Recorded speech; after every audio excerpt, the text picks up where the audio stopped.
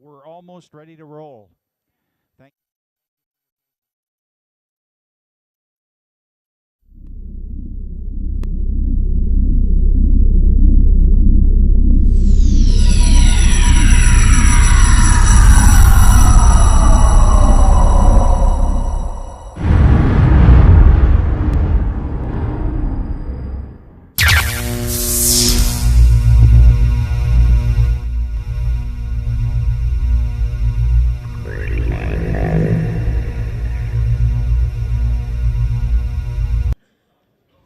Good day. Welcome back, everyone. Okay, now we're kind of into our experiencer part of the program now. Let's just think about this whole thing for a second, okay? You're minding your own business, you're living your life, and all of a sudden some little gray dude is tapping you on the shoulder at night and messing with you. How in the heck do you deal with this? Okay? How do you deal with this?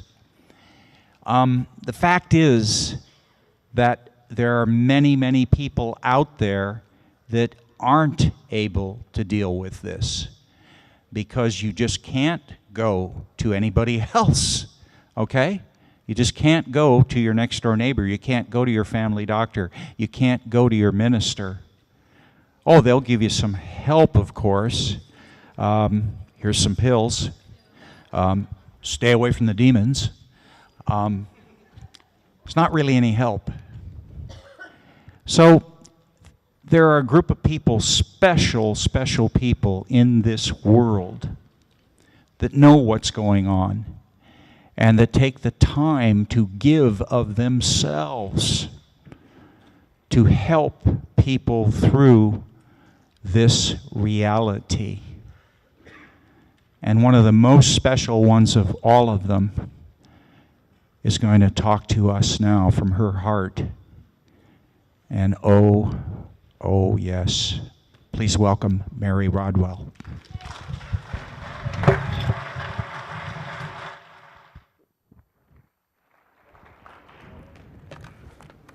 Well, what a pleasure it is to be here and have a chance to share with such beautiful people that I've already met so many times before. This is my 4th time here, and every time I'm so overwhelmed and touched by the beautiful people that I meet here and who I learn from and have the opportunity to share with. Most of all, it's a great gift for me to meet Bob again and his beautiful family, who so kindly invite me to come and share this special time with you. So I want to honor you for coming and honor them for putting this a wonderful event on, because it touches so many lives. Me, I'm so lucky, you know. I'm able through my work to meet what I call the most aware people on the planet. How amazing is that? I really chose well this time. I really chose well. And by the way, whoever wants to think of me as Mary Roswell, you're more than welcome. Or the alien lady is another one. Gosh, that's cute. It's okay for me. Look, today I'm sort of taking up a notch. And I think it's time, and I think you're ready, to hear a little bit more of what I've discovered in 15 years with 1,600 cases. For me, it's been an incredible journey, just for me personally, to take me out of my nurse, midwife, counselor role and actually show me a greater reality that I have continually had to move with. The reality where I talk of it a bit like I'm standing on an ice floe, which at the moment is my reality. And every time I get new information, this ice floe melts, and I have to jump to another ice floe, which starts again. And I know that those of you who have experiences, that's exactly a similar kind of process. So you're taking me with you, whether you like it or not, because I have to go if I'm to understand a little bit more of joining the dots to what this is all about and who we are, why we're here, and what are these intelligences ultimately wanting from us, or what are they saying to us, or what are we learning from them, what are they learning from us, what does it all mean? And so I'm going to try and touch on a little bit of all of that today. I want to provide you with an ice flow. I'm promising you it's going to melt because you're going to find out more after this. But what it will do is give you a baseline to stand from so that you can explore even more. So it's my ice flow, if you like. And I want you to understand, for me, the way to really get a sense of this is through the very people that have the experience. Because to me, what do you do? If someone's had a baby, you want to know about what's it like. You don't ask the nurse, you don't ask the doctor, you ask the person who's having the baby. So for me, I'm asking the person who's having the baby. And I'm asking them, what does it feel like? What are you learning? How do you understand this? What does it mean to you?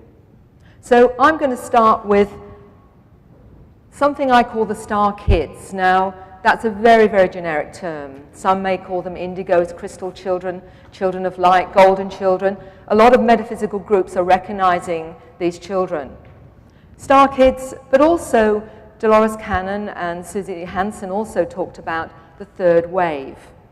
There seems to be, to me, we're looking at this at a very narrow perspective 9 times out of 10, don't we? It's the abductee and the very classic abduction experience. I have to tell you, out of all my clients, that particular focus, which seems to grab our attention because we really do get off on fear a lot, don't we? That it grabs our attention, that there's only a small percentage of my clients that actually are in that place. And they're the ones that I was drawn to because my work as a counselor is about healing and honoring someone's experience and helping them understand what's going on. So I'm going to start with what I call the star kids. And to be honest, I think probably everyone in this room is related to this, to be truthful. But we're all in different waves of that. And as Dolores talked about, and as Susie Hansen also talks about, is there are waves of us opening up to this greater reality. Star kids, third wave, it doesn't really matter, does it? What it means to me is that we're all waking up on different levels to a greater reality. So let's start. And I'm using a quote here because I think it's very relevant. Sit down before fact like a little child and be prepared to give up every preconceived notion. Follow humbly wherever and whatever abyss nature leads, or you shall learn nothing. And that's been very, very relevant to me as a person. So I'm going to let you hear a story.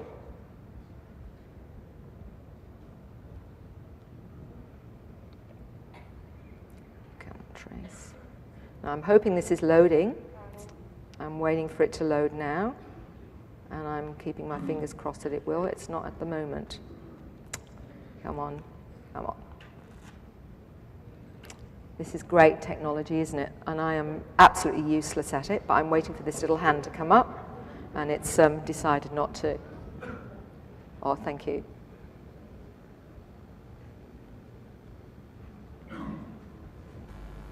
My name is Tracy Taylor, and to share with you some of my experiences and some of the drawings that I have been doing that have come from my experiences with extraterrestrials. Since I was a very young child, about the age of 2 or 3, I remember having experiences with beings that were definitely not human, and most of those experiences have actually been very positive. It was quite normal for me as a child to have these experiences, and I thought that everyone else was having the same experiences until I grew up and became a teenager and realized that it was quite unusual, and I didn't find anyone else to be having these type of experiences and being taken up onto strange craft and flying around the place. It's been quite a journey, and through my teenage years it was very difficult to relate to other people of my age.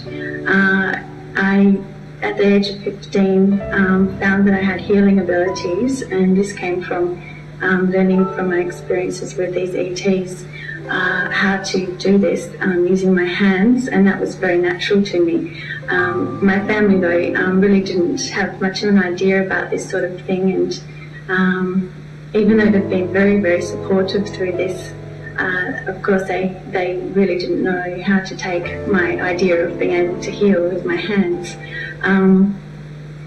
Through up until about the age of 17, I had these abilities and psychic abilities, which I did end up repressing quite a bit because I thought I was going crazy.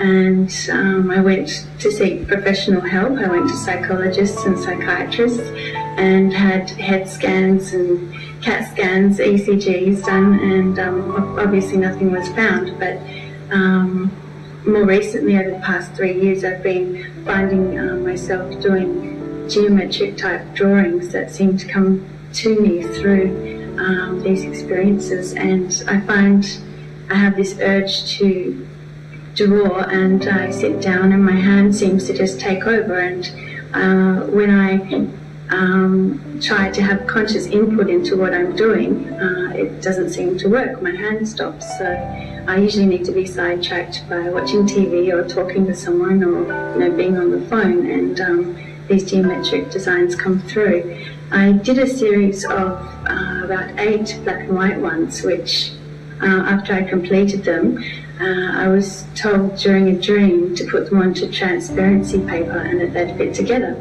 And I thought, okay, well, I'll go and do that. And I actually met Mary Rodwell, which was a lifesaver, and went to a support group meeting with some other experiences, and they all sat down and put them together in a way that I hadn't tried before. I'll be showing you these and show you how they fit together. I will now walk you through the drawings and explain to you some of the symbology and some of the...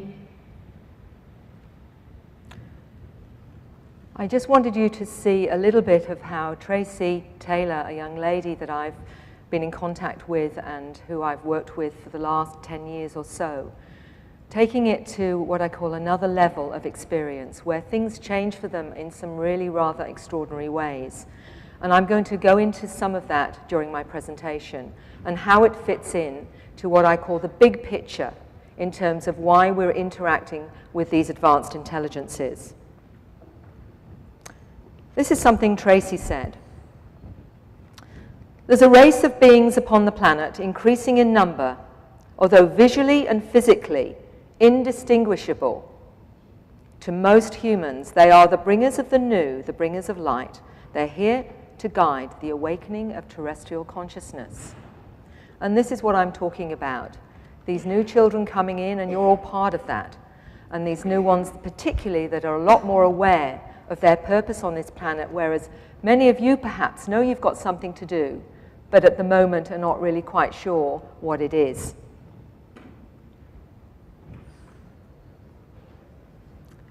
The DNA of the new human has tenfold the amount of information, Tracy says. Telepathy, manipulation of time and space, non-verbal communication are all conscious abilities and are natural. So let's just have an overview here. Yes, this is global. Everywhere in the world, the more and more stories I'm hearing that these children are literally everywhere, all race and creed. Interestingly, this was something that I found was actually in the India Daily in 2005. In the region of Aksai Chin in the Himalayas, people are reporting strange behaviors in their children who are using sign language, which is unknown to their families. Many of these children also draw pictures of triangular objects flying in the sky, and these children regularly communicate with the extraterrestrials, who are only visible to the children and communicate via telepathy. Mexico. Again, Mexican children also manifest similar behavior, when many in the area reported long-time UFO sightings. The young children are very extra agile and very talented. They continually use strange sign language among themselves. However, it's said they cannot teach this language to adults. The locals in the area say UFOs have been visiting the area for thousands of years. And there's 1,000 children already identified that can see with various parts of their bodies. And I actually saw a video of a young woman in about 16 or 17, blindfolded. They put a newspaper under her feet, under her shoes, and she proceeded to read the headlines of the newspaper. Also, China. China has a program for investigating children with similar abilities, which is taken very seriously by the Chinese government in Beijing. The book China's Super Psychics by Paul Dong and Thomas Raphael describes children with exceptional human functioning who display similar patterns to the indigo or star children. They're very psychic and intuitive. For example, have abilities to open a flower with thought alone. They display telekinetic abilities as well as other fascinating multidimensional skills, such as sensing others' thoughts. And with telekinetic abilities, they're actually being able to move one object from one place to another with their mind. What is interesting is that the government has basically also observed these children changing human DNA in a Petri dish, and this has been before cameras and scientific equipment to record this supposedly impossible feat. Okay, so is this all part of the same phenomena? Well, from my research, it certainly suggests this. What I'm finding is that many of these children, particularly those that are able to vocalize to their parents without being shut down, and that's an important one. Children with memories of being on board spacecraft and being educated, like the little boy who I'll mention to you that said to his mum, "I don't mind going through the walls, and they teach me more on the ships than I learn at school." They have past life memories, including ones where they're not human. The information they have not consciously learnt, downloaded knowledge bombs, one little 8-year-old said that she had, and it sometimes made her head hurt. They have a sense of mission and purpose. They feel alienated more from the human and the humans than they do from their extraterrestrial cosmic family. They feel Earth is very primitive. They're usually very intelligent and intuitively created. There's a number of metaphysicians and other credible, more conventional individuals in terms of academia that are actually seeing this in a really interesting range of terms. Thomas Hartman, a former psychotherapist, speaks of the Edison gene, the gift of the hunter child, he calls it, and he believes such things as ADHD is the hunter's gene, a mutation of our genetic code that occurred 40,000 years ago and literally saved mankind from extinction, and is now back in the form of ADHD, a 600% increase in 1990. Research is showing a quantum leap in our evolution, and we are drugging the very people the world needs. And I'm going to go into the ADHD so-called syndrome, also autism and Asperger's syndrome, and looking at it from a completely different perspective to before. Dr. Atwater, here, this is something that she's noticed.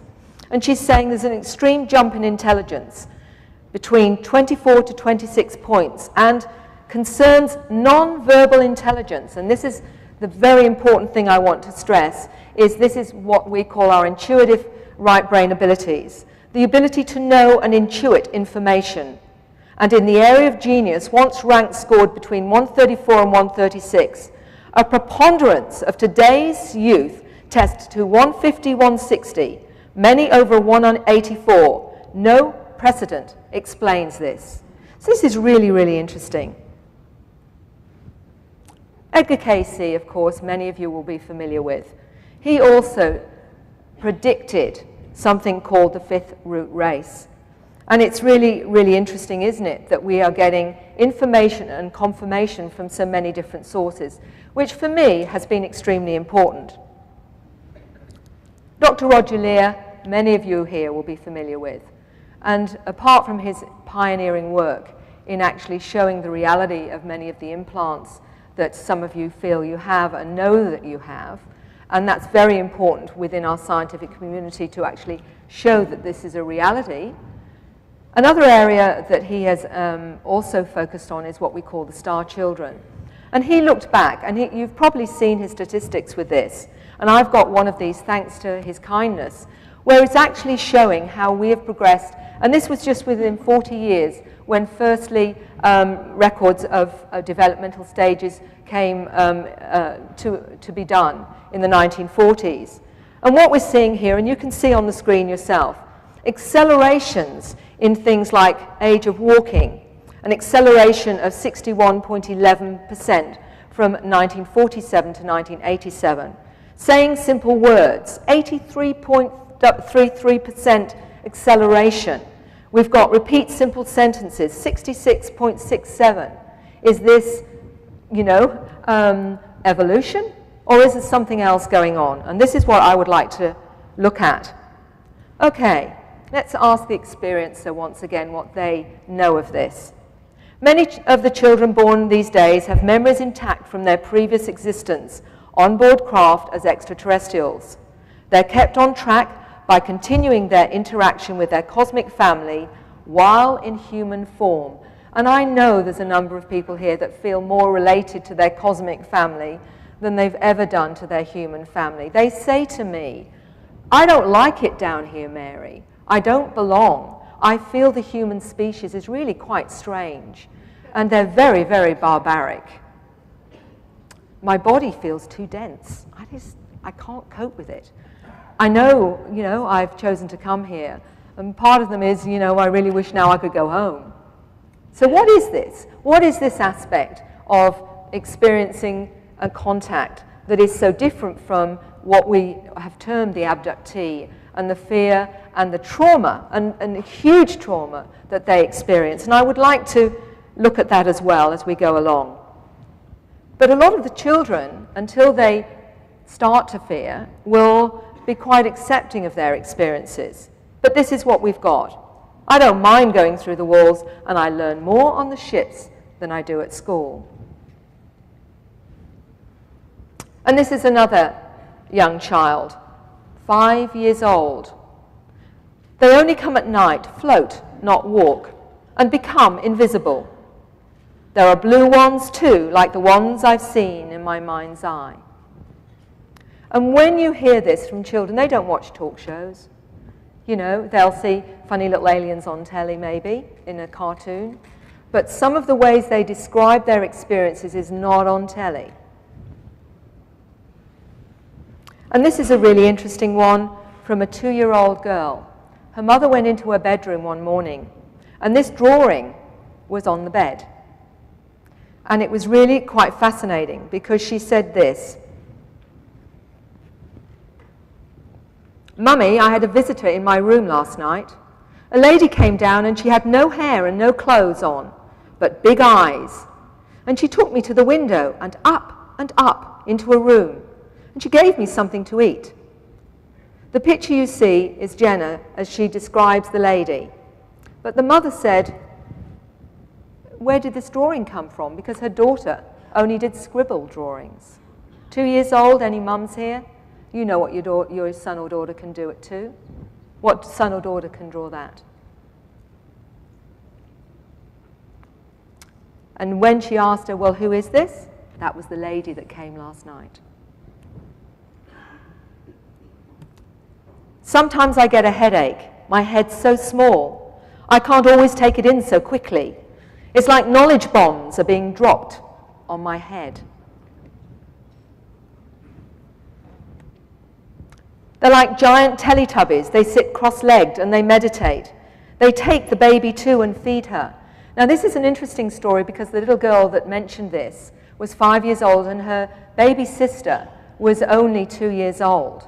And the mother was really quite concerned because the little baby just didn't want to eat anything. And her daughter said, well, no, because she was fed something actually on the spaceship.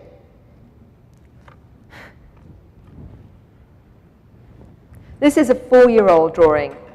The mother came up to me and gave this to me, and she said she really didn't know what to make of it. There you're seeing quite clearly the being which has 2 big eyes, but no mouth, no nose, no hair. And this is what I mean. These children do not see it like this on the television. So it becomes really, really very tangible. Another 4-year-old's drawing, a triangular ship, very, very clear. And there's even one underneath. This is a really fascinating and complex drawing for a 4-year-old child. And what was really interesting was he'd done an energy field around it. And he said that's stopping the people from going in and out, is how he understood it. What child draws an energy field around a spacecraft at 4?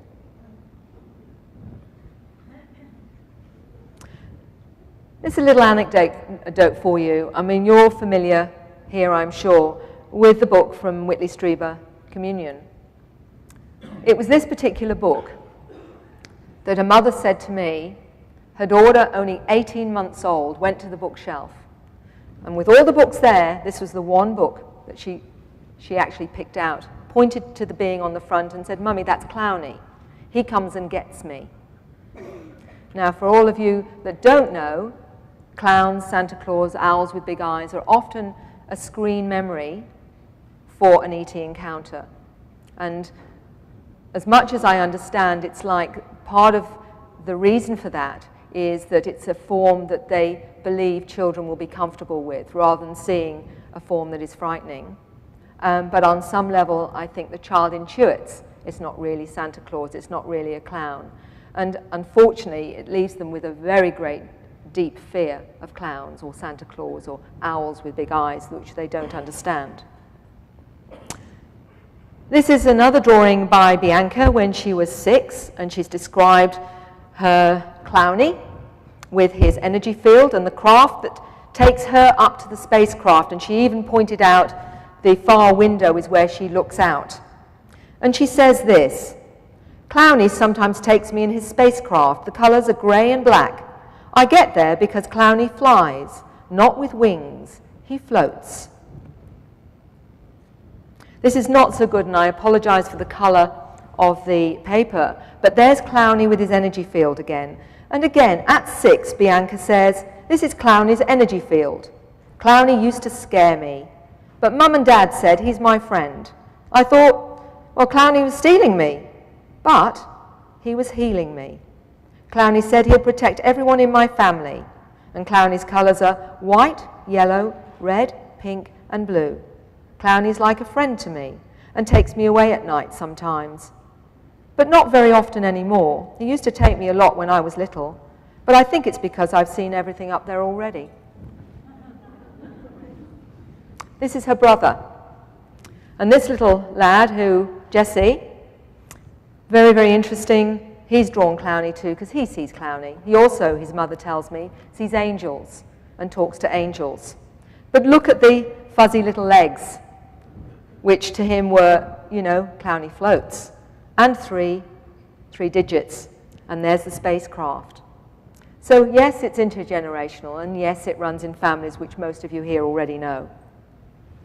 This book, Transformation, that Whitley wrote, was also part of the family story, because at 5, Jesse used to insist on taking this book to bed with him. Now this is where it gets interesting. And what he used to do was scan the pages with his hand. But he insisted every other night his sister took it to bed with her. I don't know if she did the scanning, but certainly Jessie did. What rather freaked the mother out, despite the fact that's pretty unusual, is that one morning they both came down with a copy of this book.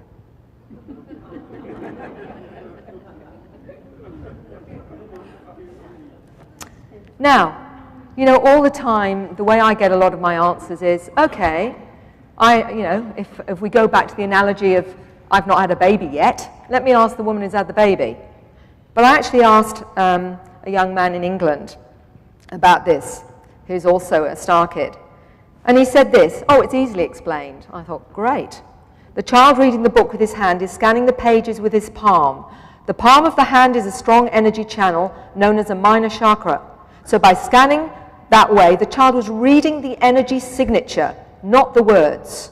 He could pick up the essence of the story through the author's emotions and moods at the time of creating the words. He could still enjoy, to some extent, and understand the story in this way, but through an emotional journey rather than allowing the words to stimulate the imagination as most mortals do." Notice the term mortals.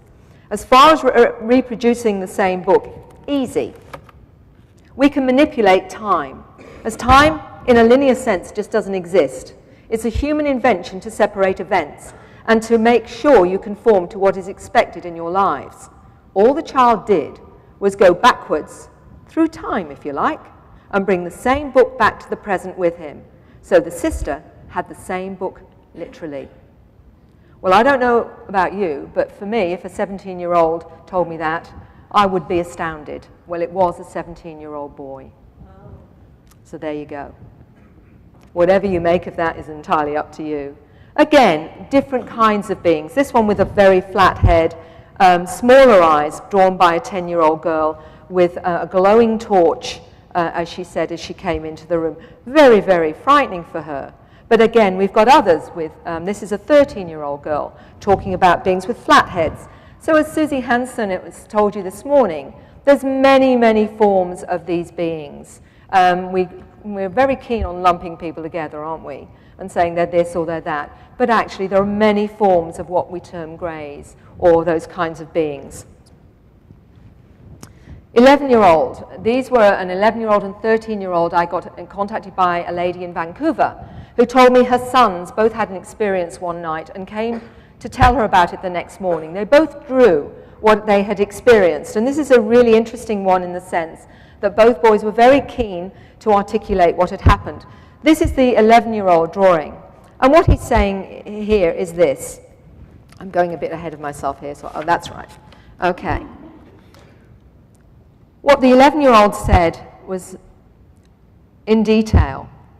This lady that you're seeing above what looks like an auditorium on the left there, there were a lot of children in pajamas, and it was like they were in an auditorium being taught something. This lady, he said, had no ears, no eyebrows, the nose was just slits, no fingernails, her face had no expression, but she was actually teaching them. And you can see him down there saying where exactly he was standing with all these other children, which I think was really fascinating. But what was also fascinating was this. The brother drew this being, which had a long stick-like thing. And what he said was, he felt the being was curious, a scientist, curious about us. And he told us that it was something to do with genetics. And when he asked about the stick thing, he said it wasn't to harm us, it was actually to calm us down. So they had quite an understanding of what was going on, but the interesting thing that I particularly remember was this. They both felt quite uncomfortable remembering the details, but he remembered the light coming in their bedroom, and the older brother remembered the younger brother that they both left at the same time, but the younger brother was crying. And what he said was, if I have to go to the spaceship, then I'm bringing my teddy. And the older brother said he had to rush around finding it because they knew they didn't have much time. And it's those little details that give this such a tangibility, from an imagination to a real event. And she says they're often seeing craft in the sky, and this is one of the orbs that she said was over her son when she took a picture at a birthday party. So it seems like often they're followed around by these orbs, and I'm going to mention a little bit about that later on as well. The phenomena that go with this that intrigue us, and that's one of the craft. I know it looks like a small dot, but actually when you look at it close, it's what we've seen so many times before. Again, let's go back to what Tracy is telling us. And to me, it's very profound. As the collective resonance of today's civilization peaks, there will be a collapse of that which was once programmed into the collective. This will bring about a global awakening. It is happening already, and the children who are born without programs and have come directly, in essence, from other star systems, which it ties in very well with what Dolores is finding out, and are from various places, the spectrum of life's vibrating realities. So let's look at the new cosmic human, the new human, Homo noeticus, part of where and what we are. So let's look at some of the characteristics. They're highly intelligent. They perceive other realities. They see unusual beings, and often strange orbs of light, balls of light are very, very common. There is a deep sense of mission, and often a sadness that somehow they can't access it. They have often healing abilities, and they have the urge to write strange languages, or speak strange languages, should I say, and write unusual symbols or drawings, or complex geometric drawings. Dr. Boylan also has isolated and understood this phenomena and does sterling work in supporting the star children. And this is also what he says and what I also subscribe to in terms of what they are about. First, that they often complain that their human body feels too dense, apart from wanting to speak or write in strange languages or draw unusual symbols. They can feel and sense other people's thoughts. I remember a 13-year-old girl telling me, you know, when my teacher speaks to me, it's really difficult, she said, because she'll be saying something, but what I'm seeing in her mind is completely different. And she said, and what's in her mind sometimes isn't very nice. So I'm warning you guys, keep it pure. Keep it pure. An interesting one from Russia, and some of you may be aware of this with Project Camelot, interviewing a young man called Boriska. Boriska, when he was 7 years old, but often, I mean, it was before that age, remembered his past lives. One of them he remembered actually when he was a Martian and came to Earth at the time of Lemuria. He spoke about the gifted kids, which he called indigos, and he was also prophesying Earth changes. Very, very interesting in the sense that he had profound cosmic knowledge and was capable of narrating the entire history of Lemuria and the Lemurians. And he said, you know, it ceased to exist 800,000 years ago. They were 9 meters tall. So he's going into detail. These people had found, we'll find knowledge under the pyramids, not the pyramid of Cheops. It has not been discovered yet. Life will change once the Sphinx is opened, he said, and the opening mechanism is behind its ear. Well, that sounds really all very interesting, but, well, what corroboration have we of that? I heard from a lady in Australia with her 5-year-old son when he tried to speak about, she was telling him about the pyramids and, you know, all these slaves building them and the traditional view, and he said, no, he got really, really cross with her. I said, no, I was there. He said, no, they levitated the stones. They changed the density structure of solid objects and levitated them into place. And there was a giant crystal they placed on the top to communicate with other worlds. This is a 5-year-old little boy talking about changing the density structure of objects we're talking about here. I struggle to say that, let alone, you know, a 5-year-old. And then I get a lady in her 70s in Adelaide telling me finally of an encounter she had when she was 51. And from that, she was a farm girl, went outside, saw this structure, thought the Shire had put something there overnight, not realizing as she stood underneath it that it was a spacecraft, because she'd never seen one. Ended up being on a spacecraft, blonde-haired beings with blue eyes, and telling her the real origin of our species. And she said, do you know about the pyramids, Mary? And I said, tell me. She said, you know, it wasn't who they said it was at all. They were levitated into place. And she said there was a giant crystal that was placed on the top. I thought, you know, I've heard this before somewhere. You started to say, well, hold on a minute here. This is a 76-year-old woman who had never spoken of her experiences before. Okay, Dolores, and I think I've spelt her name wrong, or at least I'm apologizing for I've just realized that now. Dolores has become a really dear friend, and what was so wonderful for me in my support group was when Dolores came to Perth, she always came and spoke to my group as well. But what I loved about her work was that we work in many similar ways. And some of the information that I've discovered through my many regressions with clients, I'm getting confirmed with Dolores and her work. And one of the most fascinating was where she was showing a recording in regression of a language. And I'm sure Dolores will remember it. When this recording came with the language, one of my clients burst into tears and got terribly emotional. And she said, I know that language, I know it. And afterwards, you know, we talked about that. And that's what I found with many of the languages, that people in other parts of the world actually can relate to them or understand them, not always in a linear way that we speak, but on a deep resonance and have a real sense of them. And I'll go into that a little bit more soon. So let's look at The Secret School. Whitley Strieber wrote a book about it. I think at the time he was given a hard time about it as well. But so many stories of going missing as a child and finding the parents really cross. And I think Mike this morning talked about that, going missing and his mother saying, "Where have you been? What have you been up to?" And, "I've been outside, I've been playing." I attended school at night. I had friends that walked through walls and became invisible.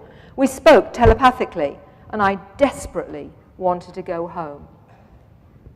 Interestingly, a gentleman told me his 18-month-old daughter said one night to him, "Daddy, I want to go to bed." And he said, "But why?" "Because I want to go home." What a strange thing for a young 18-month little child to say, unless you have a little bit more understanding of this. An adult star kid. Remembering what I did before is like remembering a dream. It does not mean it's not real. It means that the mechanical thought processes lie outside my now normal conscious thinking. It lies on the outer ridges of the mind. You just have to find the edges and go further. This gentleman told me, he's now in his 30s, that he used to be able to open the bud of a flower with his mind.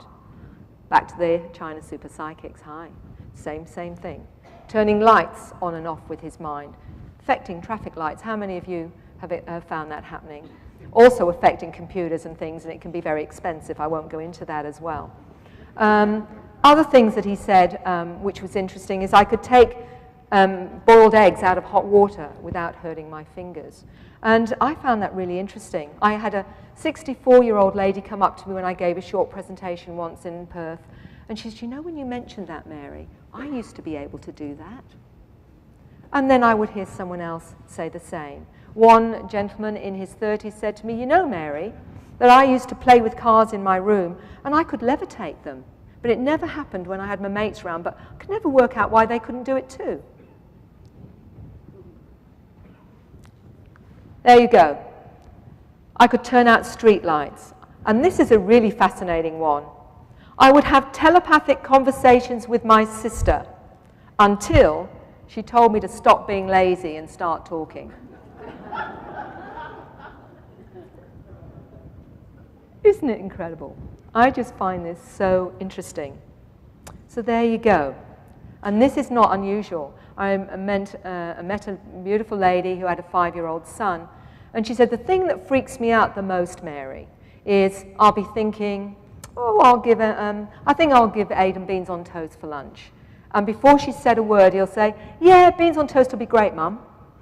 And it really freaked her. Well, it freaked most of us, wouldn't it? But the evidence of that is so common, it's no longer a surprise to me. So the traits, some of the traits, and I'm going to go through this as quickly as I can because there's a lot I want to go through.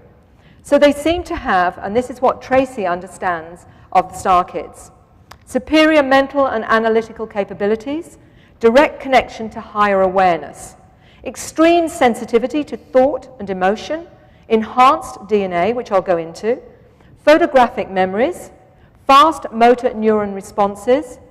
They are able to manipulate time and space. Think of those two children I talked about manifesting another book.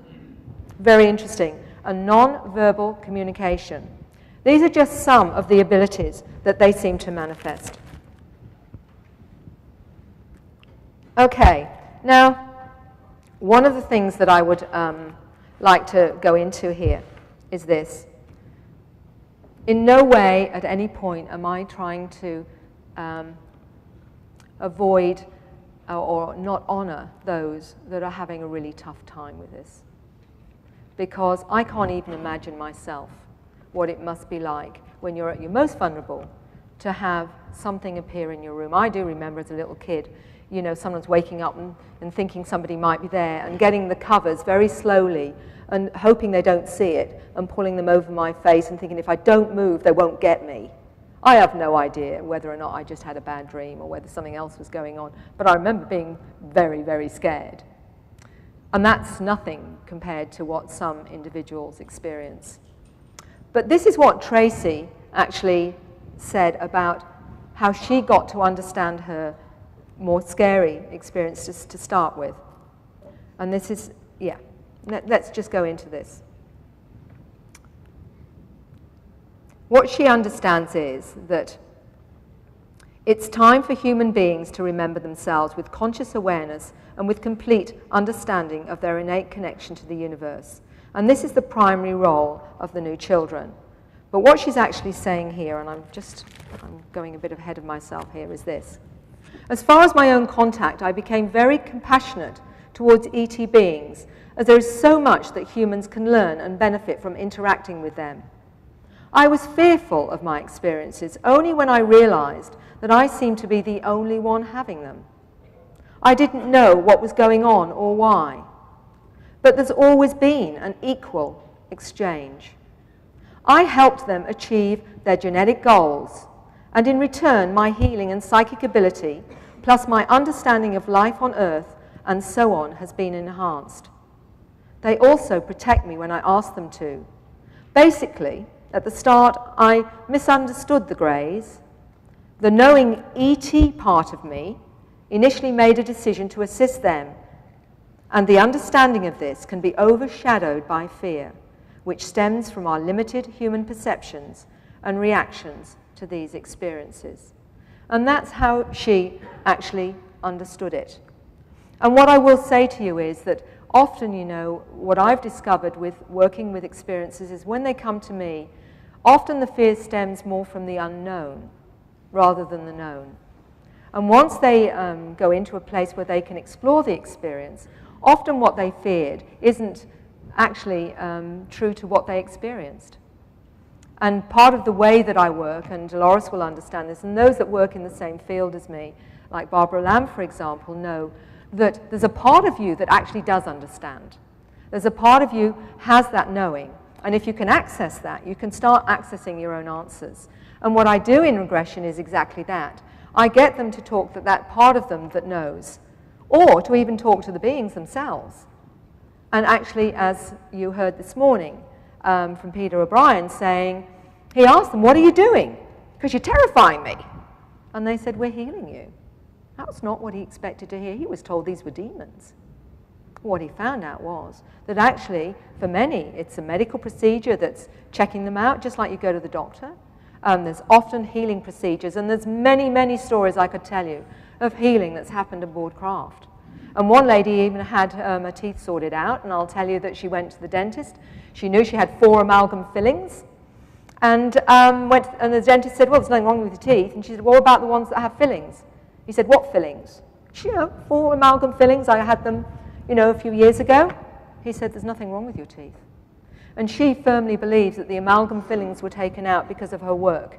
And what she needed to do, she needed to be a clearer, more purified conduit for the information that was coming through her. And the mercury and whatever else is in amalgam was obviously getting in the way. But there's been healings from terminal illnesses right through to more simpler conditions. So, okay, so why are they healing some of us? And why does some of them actually save us from, so many have told me I could have drowned, but some unseen hand saved me. The times that I've heard this. So why are they doing all of this if actually their intentions are not positive? Let's see if we can find out more about that. Okay, let's go to the secret school. Sometimes I get a headache because my head's so small, and she has knowledge bombs in her head. Let's take that one step further. Now, God willing and a fair wind, this is going to work. Oh, no. Back again, please. There's the thing.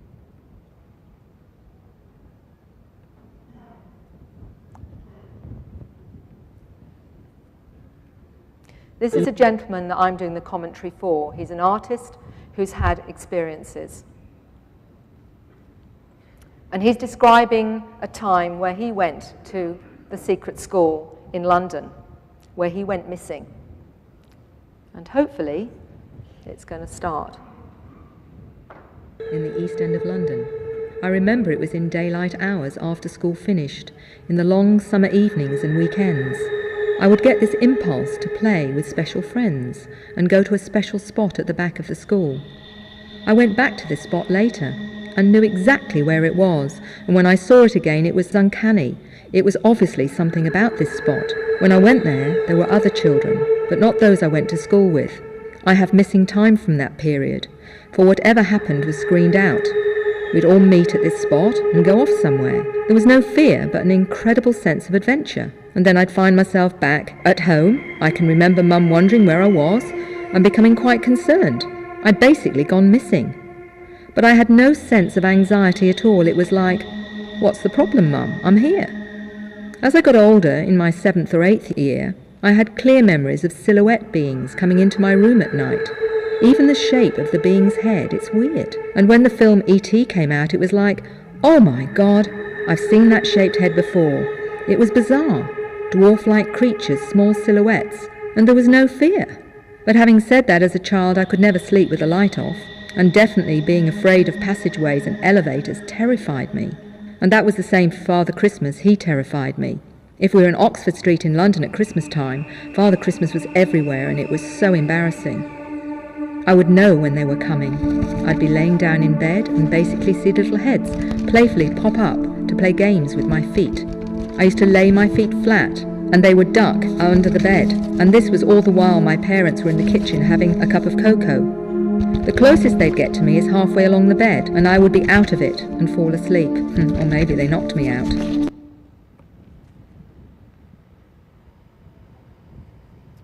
That's one experience of what I call the secret school. Whitley Strieber talks about it in his book, The Secret School. So what's actually going on here? And this is where I'm going to. An educational program for planet Earth.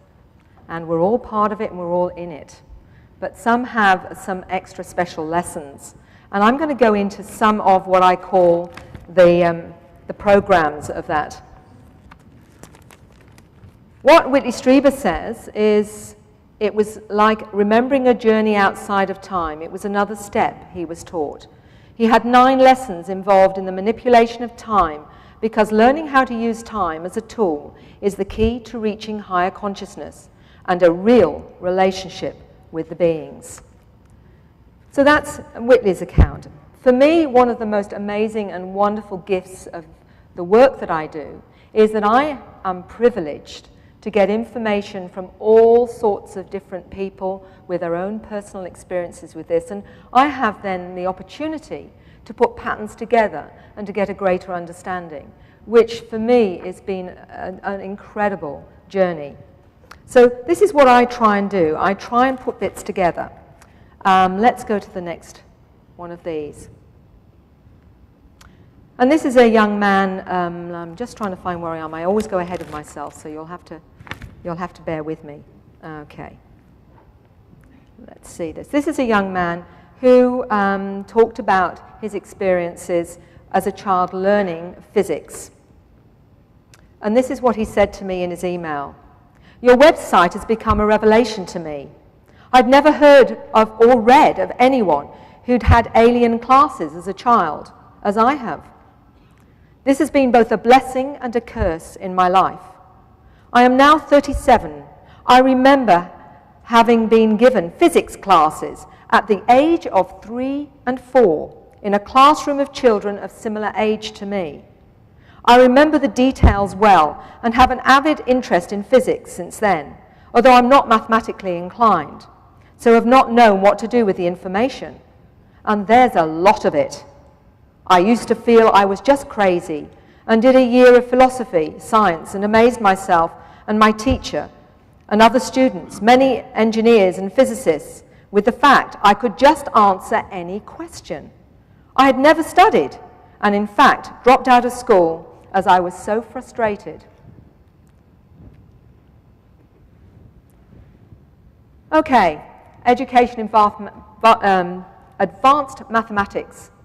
This lady I met in Western Australia has a BA in comparative philosophy and social anthropology and a graduate diploma in education. She's currently undertaking a master's in educational studies. This is her and her beautiful cat, and some of the information she told me she was given by the light beings or the light people, and how I was taught multidimensional, non-linear methods of thinking.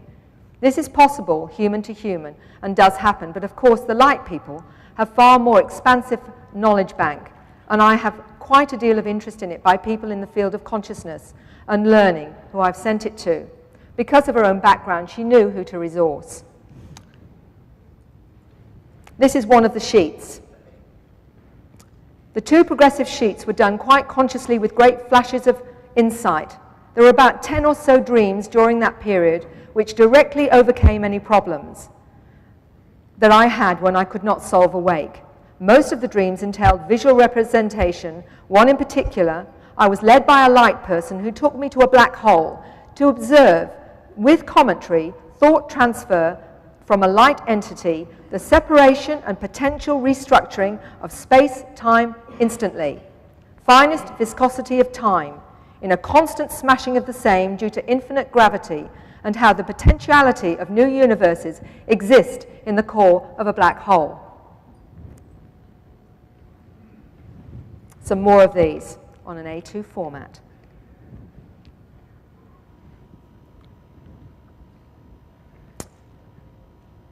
What she found out when she sent this to Professor Brian Jefferson, Chair of Physics at Cambridge University, which showing Planck's constant. This is maths we will not see for hundreds of years due to the a-dimensional nature of the spin and lack of fixed parameters. String theory has come a long way since then. This work is not unrelated.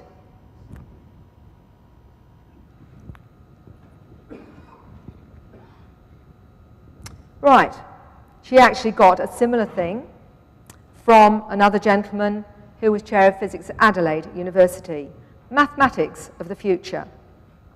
And she said, the light people paraphrased, the configuration is describing the black hole force in any particle mass. It is therefore the inherent potential in the creation, destruction in space. And she mentioned some other technical mathematical stuff that I'm not even going to try and relate to you now, just in case I say it in the wrong way. But what she was basically saying is this. The viscosity of time is not understood in science. The term is not used. This notion is crucial to the formula. That is, viscosity of time is dense around the event horizon of a black hole.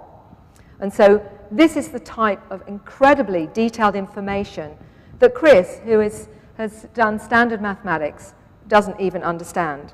And again, she was shown, she was able to show this to Professor Paul Davis, who was in the chair of physics at Adelaide University. So I thought, okay, experiences tell me that they are often taught physics.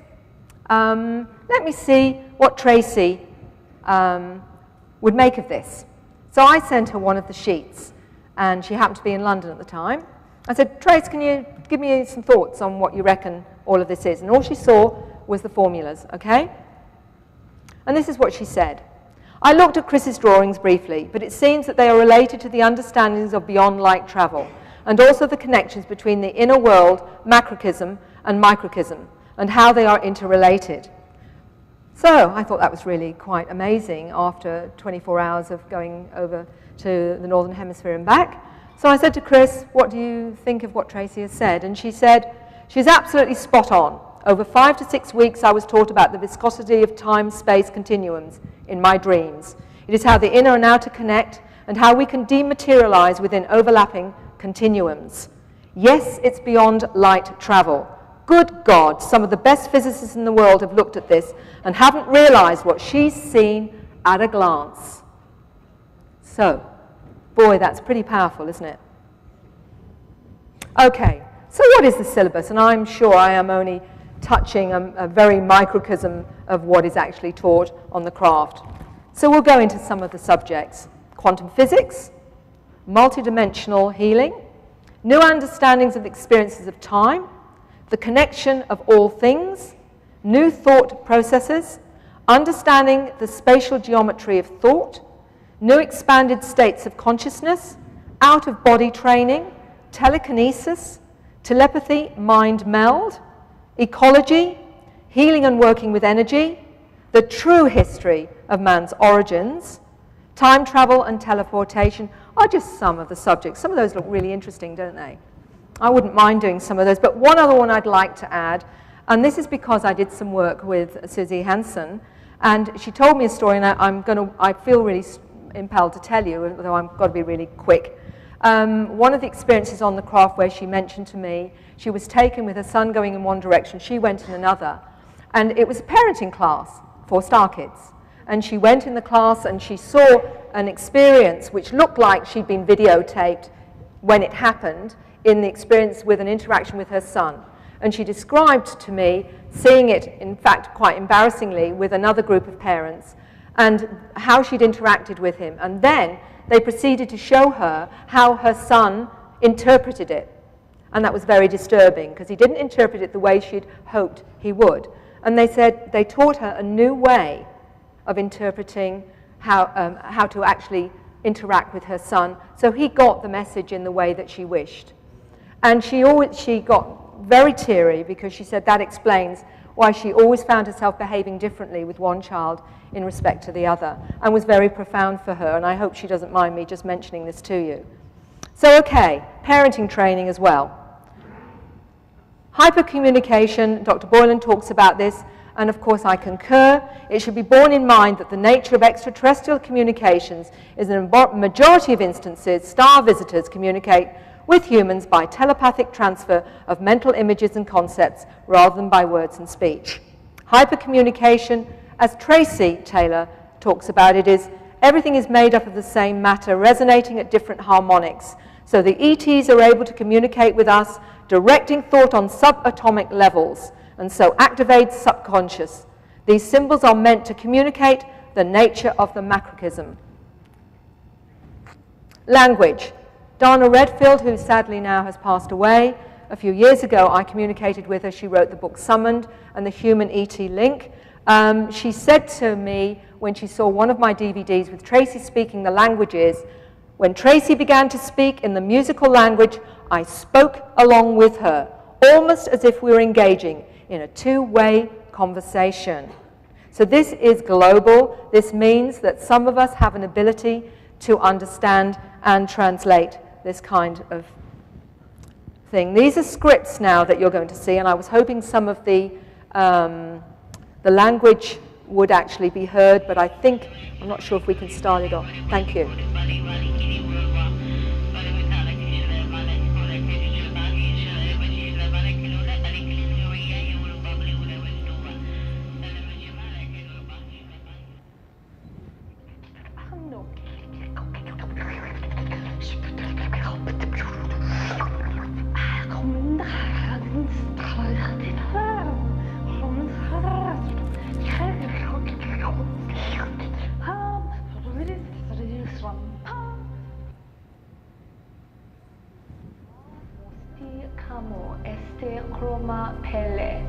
Shonti asena erhano, Kranti afele koma, Entame asena chroma, Telia fonti asen.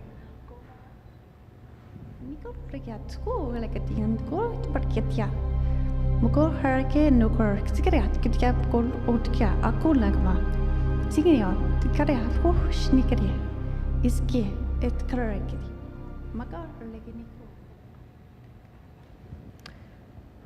Another of the many, many drawings that I get sent. Some of them are actually quite incredibly complex. And unfortunately, today I can't go into showing some of those, just a brief idea of some of the complex ones and the process that goes behind them. For some of you that are interested, come and see me because I do have DVDs with some of this on.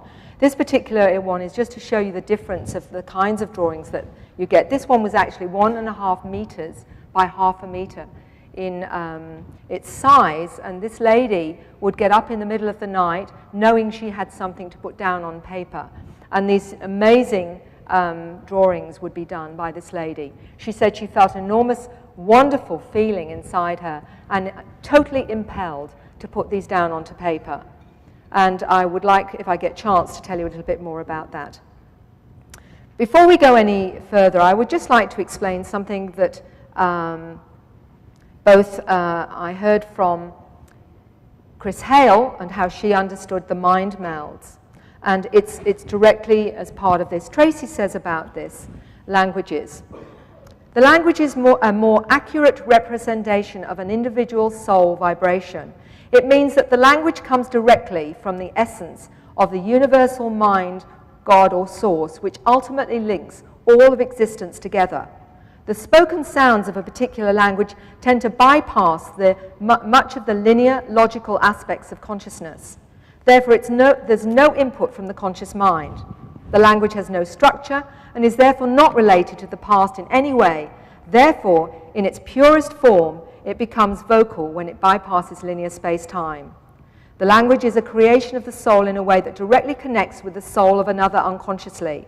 There's no framework, as the interpretation of the sound vibration is instantaneous and cannot be accurately interpreted into English or any other language spoken at this time. It is teaching us to communicate with our soul and the soul of others. This is one of the steps to telepathic communication.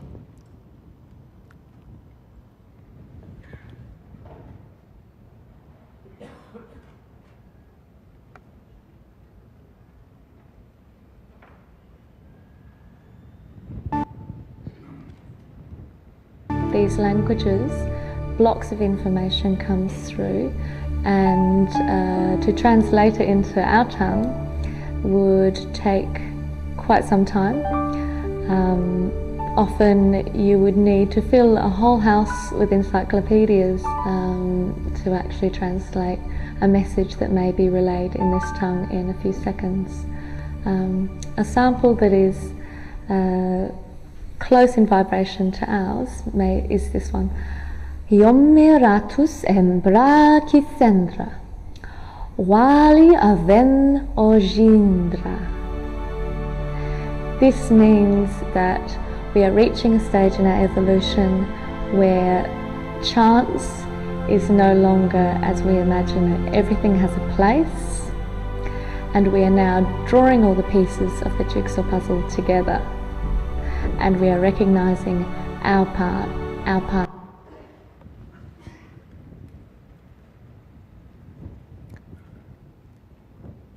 Universal language. The symbols and scripts are ancient forms of communicating with volumes of information without having to read pages and pages. How many of you are studying would love to know what's in that book just by literally just allowing a download? Gosh, I could do with that for sure. I don't know about you. What a wonderful way to learn. So this seems to be the concept and what we're going to be going into in terms of our understanding. From verbal communication to telepathy. And we are being prepared for that, and some of us already have the software for that. And I believe we all have the potential for that as well. Let's go into it in a little bit more depth. When I asked Chris Hale about the way she understood this kind of telepathy, she called mind melds. And she sort of said this. She said that kids who have experiences in a different way of learning than our generally accepted linear way. Now this ties into ADHD, for example, and others where they find difficulty in concentrating, for example. She said this: in lectures, when the lecturer is in full flight of teaching and his or her mind is completely open to the students, I found I could just go into their mind and absorb the concepts directly.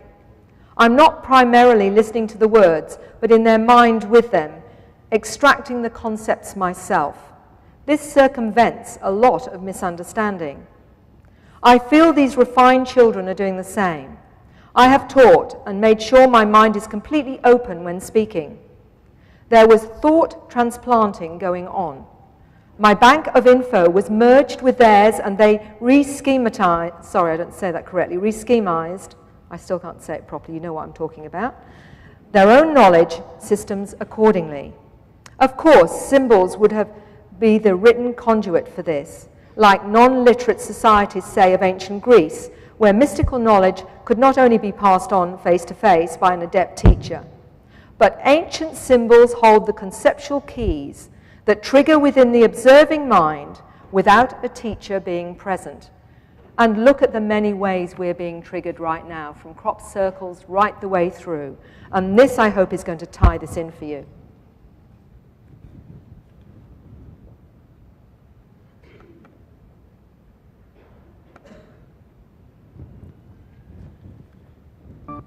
Can you tell us what you're writing? Sure. It's really like translating information that has been lost, information that was known by ancient civilizations. I'm not able to give you a more accurate description of this writing. My style is really like a shorthand, if you like. It's probably quite messy. But within each character, again, like the languages, it's really like a block of information in itself. If you were able to get three-dimensional, depiction of each character, because that's how I see each one, that would be much more accurate. With all the information that comes through me, I'm aware of it being multifaceted. When I do healing work, I also will see coding in the air, in the energy field, and I may see this coding in either numbers, like you may see mathematical configurations, or I may see them as dots, or I may actually see them as portals. There are many different ways that you can view them, or you can see them as sound. It's the same with the writing too. And what are you feeling at the moment that you're doing it? What is the sense that you have? I feel very happy when I'm expressing in these ways, when I'm expressing through what people might call ET languages or ET writing. It feels much more natural for me than many of the human forms of expression. I guess this has to do with my dual consciousness and the fact that for me it is really learning about being human rather than learning about being extraterrestrial. It's about learning to be human rather than learning how to be extraterrestrial. Shorthand, like blocks of information, translating lost information that was known by ancient civilizations. And like shorthand, coding in the air and dual consciousness. Very, very fascinating concepts. Donna Redfield, as some of you may know, and as I say, sadly passed away a few years ago, I was in contact with her for a number of years, and she was way ahead of her time in many, many ways. But she gave me some of her drawings where she said were around her contact experiences, how this communication understanding occurred for her. I was writing in codes and frequencies in 1993, long before I heard talk from other experiencers. Many complex drawings to do with script, codes, languages, she believes show gateways or portals, and said at the time I understood it, but couldn't retain conscious understanding. I really tried to leave notes or tracts so I could understand it later, but it didn't work. It's contact communication. I got so much it gets buried. It's like working mid-plane between human language and mathematics, and the higher laws of communication and creation. And it all began with working with letters and numbers. It's like abbreviates of pieces of concepts too large to be comprehended by the uninitiated brain-mind. Absolutely fascinating, and she describes then some of this. This one, in fact, is called Destiny Woman, and again is part of the Kabbalah and relationship to the human body, to the cosmos. Look at the complexity. This is not scribble drawing. These are really profound, and what I have discovered, so I'm going to apologize now that I've been exposing you to a lot of subliminals here, because a lot of this information I'm showing you, I know for many people acts as a kind of trigger. So if you don't want any more triggers, guys, then I think you better walk out the door, because you're going to see some more. Because for some people, there's no doubt, it affects them on a deep level. Here's another one that she's done. Notice a lot of the symbols are very, very common. Some are very ancient. And she has had understanding of all of these. Look at the complexity of these and how she understood them. Evolving patterns, she calls this one. Beyond reasoning, to do with earth, time, and space. I don't understand them at all, and I'm hoping that at some point I will get someone who will give me some sense of what they're about.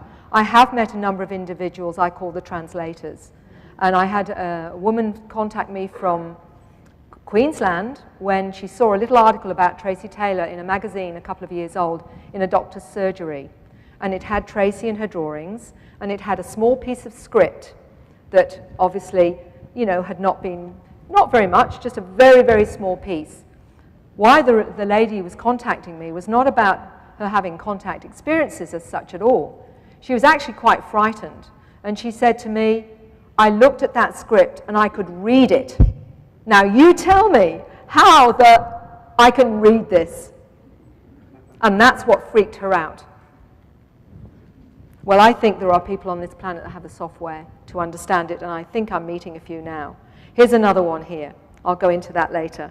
This is one of Tracy's very complex drawings. Some of the ones she did only took 10 minutes. But this one was one she did over a number of hours. But she says it really needs to go onto a computer to be seen multidimensionally. And I think this is also acting as triggers. So let's take Q. What was interesting with this one, and let me explain what the background of this. Some of the drawings that Tracy did were black and white, done in 10 minutes, and the one you're seeing to the right is one that she did, I think, in 1996. Let me explain a little bit about that. My drawings, Tracy says, depict a grand universal connection in form that can be understood by all intelligent life. The drawings, I believe, come from various extraterrestrial entities, most commonly through beings I would call geometric or crystalline. The artwork comes from my experiences and through an overpowering urge to put pen to paper. Whenever this occurs, my hand is overtaken by an overpowering force with absolutely no input from my conscious mind. But I am not in trance. The communication happens because everything is made up of the same matter, and I mentioned this to you before, of different harmonics. So the ETs are able to communicate with us. These messages I receive are either genetically coded memory power, past life connections, or just by the Great Pyramid sending sonic messages to the already switched on people of the planet who have the vibrational pattern that is encoded, or by the ETs probing us to remember our origins. I think it's all of the three above.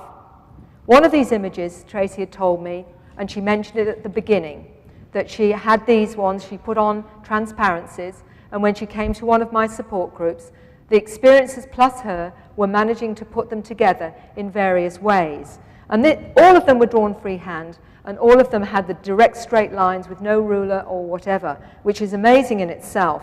This one, Tracy said, I felt that I had to take it when I went to Egypt.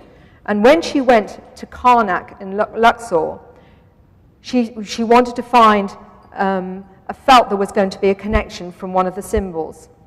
She said, pyramids are conscious and energetic amplifiers and focusing power, source. And then she said, this particular one, I just knew somehow at a distance. I could see and tell they would fit again. I just knew as I had a strong feeling to take it with me. And this is how she describes that image came to her mind. Horus came to me in a dream. I was in an underground cavern or cave. He was showing me some Egyptian hieroglyphs on the wall. This one was carved into the wall with his snake's tongue. And then he grew in size, and I was above the ground looking at this symbol with hills and sunrise in the background. Again, it's a sacred symbol from ancient times to help us awaken and remember who we are. But what is absolutely fascinating is how it fits to that hieroglyphic. Again, we're looking at how can we, in some way, corroborate what's going on here. Here's another of her drawings where she describes, again, what the pyramids are about and how she understands it. And again, she has a deeper understanding, but she also says that we need to start accessing our own intuitive understanding with these, because this is where the answers will be. So healing and transformation, where does this come in? Let's find out from Rochelle. Now, Rochelle, I would like to mention to you, is a young lady from Western Australia who I met a long time ago. She was even brave enough to go on to the news program when I did a conference there in 2003, saying she was Star Child and actually could speak a language. And on Channel 7 News, she was shown speaking this language, which is pretty cool that they allowed her to do that. Okay, let's have a look at this now. I want you to hear what she says about the healing, and then I'm going to say, does this relate to what we understand in science? Because all the time, the medical science side of it is part of what I need to know as an ex-nurse and midwife. It's been really important for me to qualify what the experiencer is telling me in as many ways as I can, so that I can understand it, and I can also create a bridge for those of us that have a different language. Let's face it, if you're in computers, it's a language. If you're in science and technology or whatever, there's a different language. So let's see if we can find if it's the same language, just stated in a different way. This is how Rochelle talks about healing.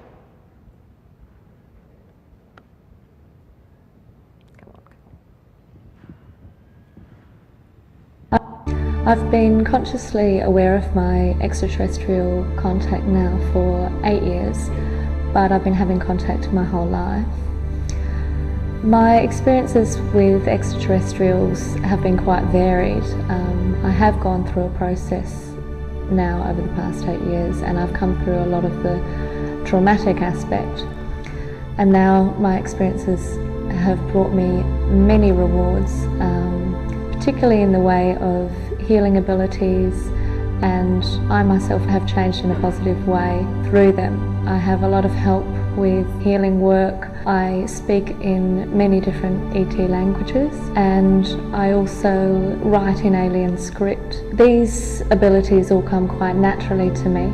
How were you aware of the fact that you could heal, and what is your understanding of the healing that you do? The healing work that I do now has changed and evolved over the years. It first began when I had an experience. I was drawn to go outside of my house at about 3 a.m. and I was looking up at the moon, and when I was looking at the moon I felt quite strange and felt to close my eyes. When I closed my eyes I felt lots of different sensations. I felt cool air being blown on my eyes and on my fingertips. I had pin-pricking sensations all over my face. I had the sensation of wind circling my head, and I could feel it clipping my nose as it went past. I also had sound waves that were going into my ear from a great distance, and these repeated over and over. I had tingling sensations all around my head as well. This process went on for some time, and when it stopped I felt I could open my eyes again, and I felt quite heavy in my body, as if there was someone else in my body. I was then drawn to go inside and lie down on my bed, and when I lay down on my bed I actually started to perform some sort of surgery on myself. I'd never done this before. I'd never had any experience of healing work either done on myself or performing it on others before.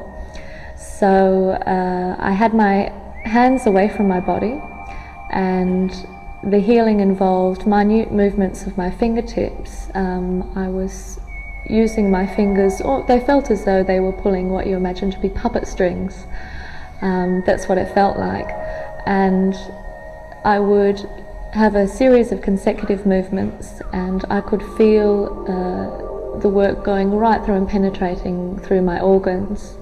I would then hold my fingers sort of locking a position in place, and then I would use a series of very specific movements of the muscles in my eyes, which would then unlock or release this pressure.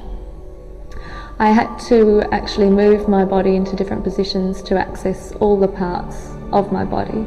As the years went by, the healing work that I was doing actually changed, so I was using my whole hand instead of just my fingers. I wasn't actually using my eyes as much consciously, and then later on I started using toning. I was intuitively guided to use toning, and then later language came through.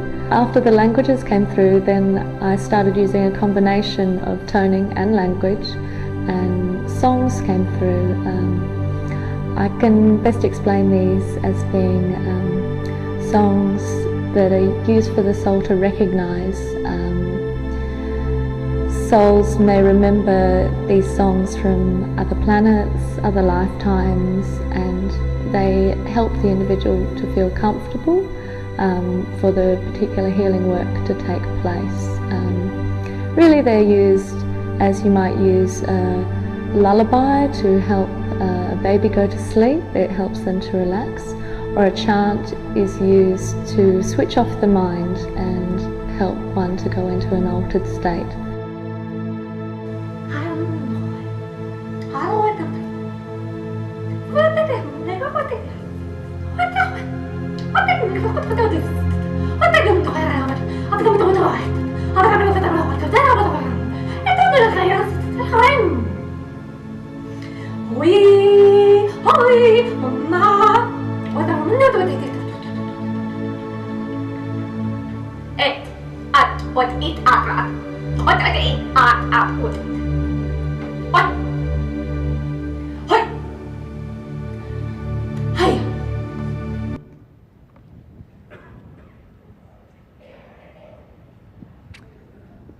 I'm going to tie that into it for you. For some of you that may appear extremely unusual and extremely strange, and I do understand that. But let's look at it again, and I'm going to show you a little bit more of that, because Rochelle is actually going to explain how she understands what's going on, because that's one thing to see that expression and not understand it. So let's see if we can find out more of what exactly is going on as she understands it. But what she's saying here is, I work to retune, like I use a tuning fork, like you would a musical instrument. I do this by bringing in the frequencies the person most needs at the time, both sound and colored symbols, as we are multidimensional in nature. Edgar Cayce talked about sound as being, light and sound as being the healing of the future. What we're hearing there is a frequency, and we're hearing sound. Let's just go on a little bit more with that.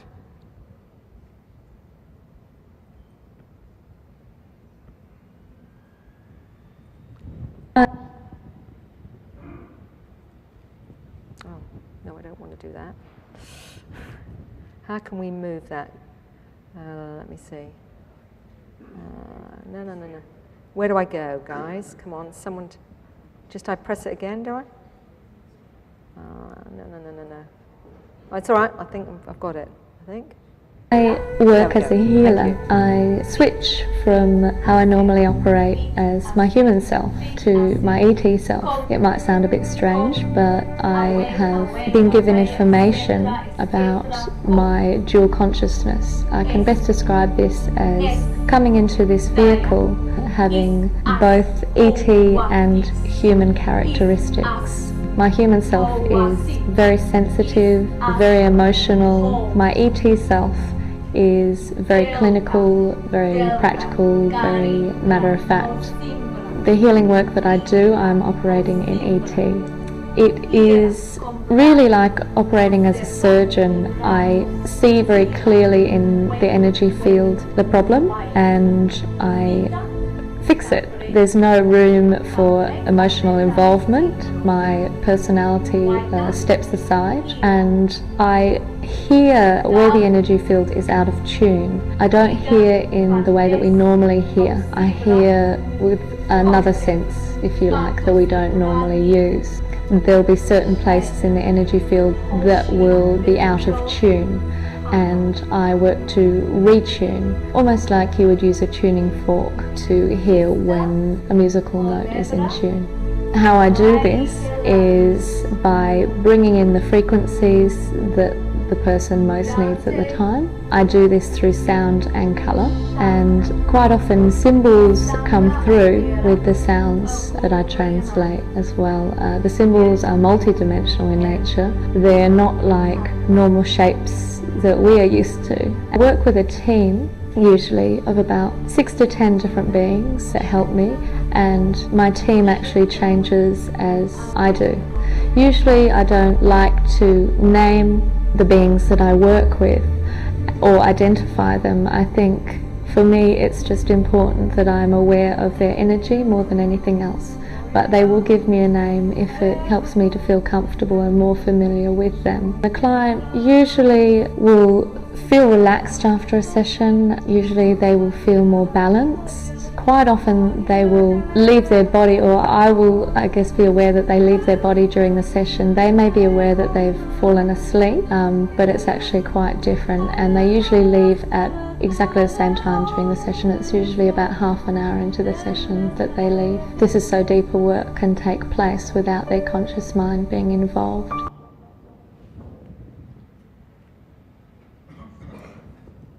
Well, given it on its own, and for many of you not exposed to energy work or healing of that kind, that may seem extremely strange. I've been exposed to so much of it now, I've sort of got kind of blasé, so I forget, but that can be quite challenging for a lot of people. But I want to now take it back to something maybe you can relate to, so you can perhaps bridge the gap between what you've just seen until when I'll get Rochelle to explain what she understood from that healing session. Recent Russian DNA discoveries, summarized by Rodwell and publication in Germany, of the work of von Graesner-Fozar and Franz Bludhoff, suggest that our DNA can be influenced and reprogrammed by words and frequencies without cutting out or replacing single genes. And the geneticists and linguists have found that DNA is not only responsible for the construction of our bodies, but serves as a data storage, and in communication follows the same rules as language. It just requires the right frequencies. And of course, this explains some of the power of hypnosis, as well as the sounds and languages from experiences with healing. So what if, could you make the jump, that if we're now being shown through science that language, if it's the right language, can actually alter our DNA or heal or change our DNA? What are we hearing here from the experiencer? Sound, frequency, language. It's sort of like, for me, it's the same language, just a different way of expressing it. Now let's hear what Rochelle has to say about what she's just done.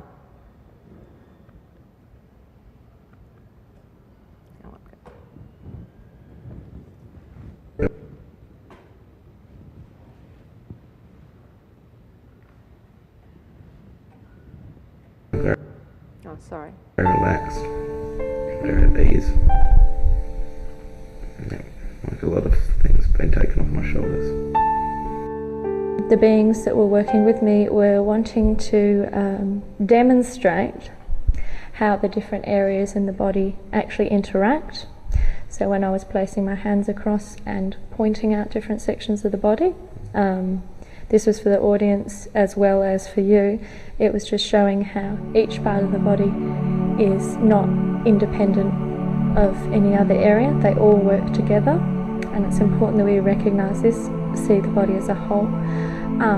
There are particular titles that are given to each part of the body that are related with vibrations, and by expressing the title or the name, as you would say, it actually activates that area. They also have links with different energies from planets and dimensions. So if you like, we're imagining that the body is the universe and all the planets from our solar system and all others exist within this. So we are making them all work together. And within each chakra, all of the planets exist. So we are just activating the appropriate planets for this particular vessel at this time. Others will be activated at other times, but they all exist within each chakra. And each chakra is also multidimensional in nature. It is not, as we imagine, just 7 chakras, but each has many layers.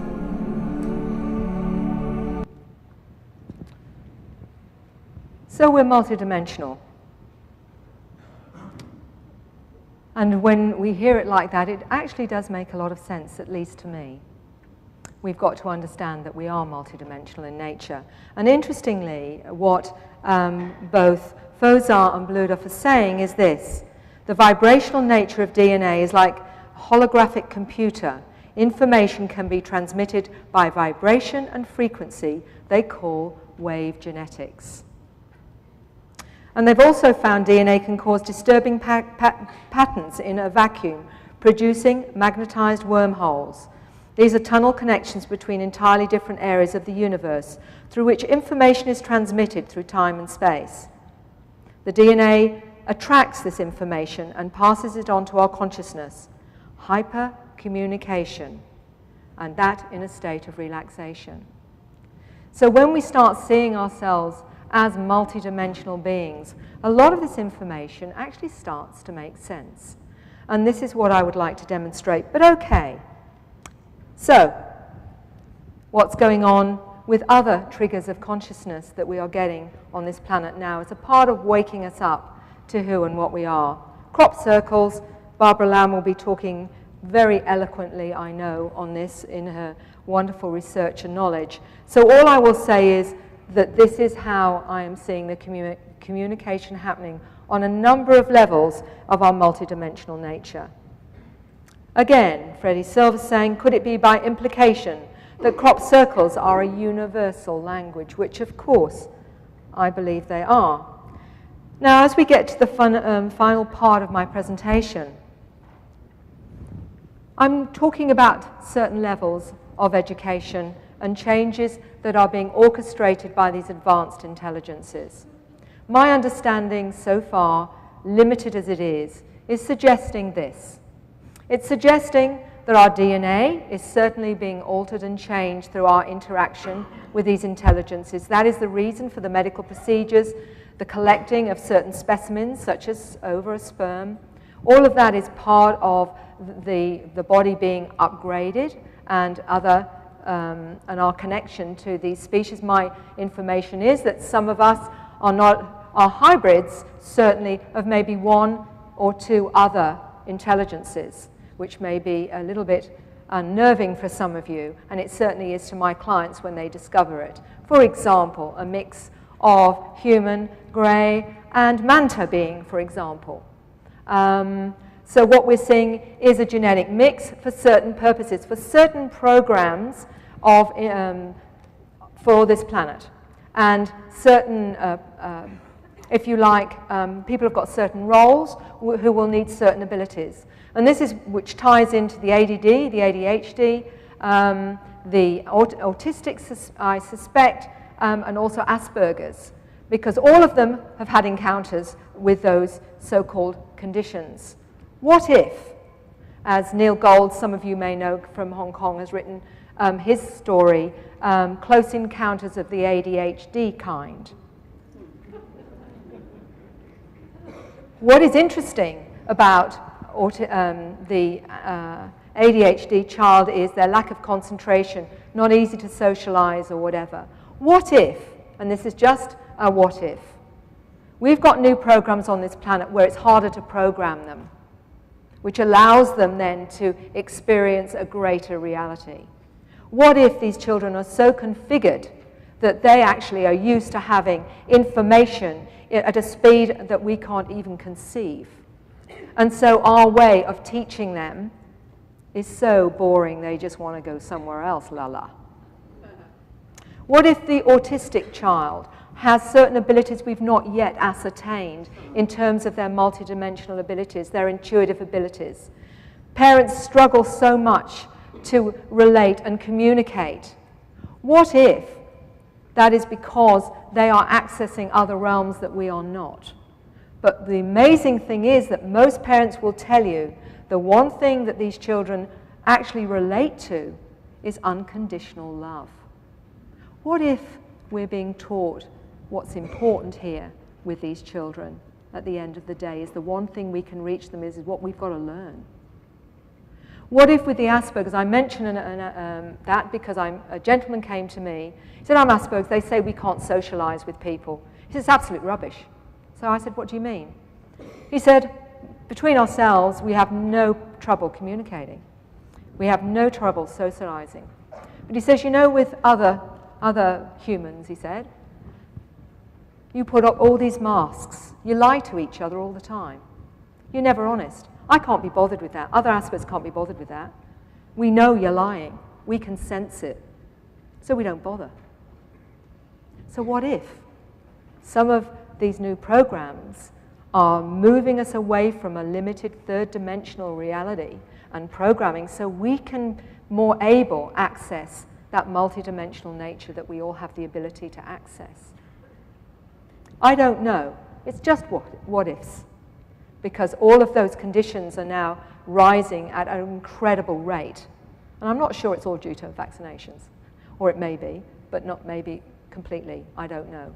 But I'm just offering you perhaps an idea of maybe these advanced intelligences are working on multi-layers of programs to help this planet evolve. And we may see them as dysfunctions because we don't know exactly where they're operating from. And now I'm going to take it to another level. As you know, some of you now that were here this morning, Suzanne Hansen of UFocus NZ is an amazing researcher and a great resource in New Zealand, but she's also become a really dear friend of mine who I met here at the UFO Congress, believe it or not, in 1999. We became instant friends.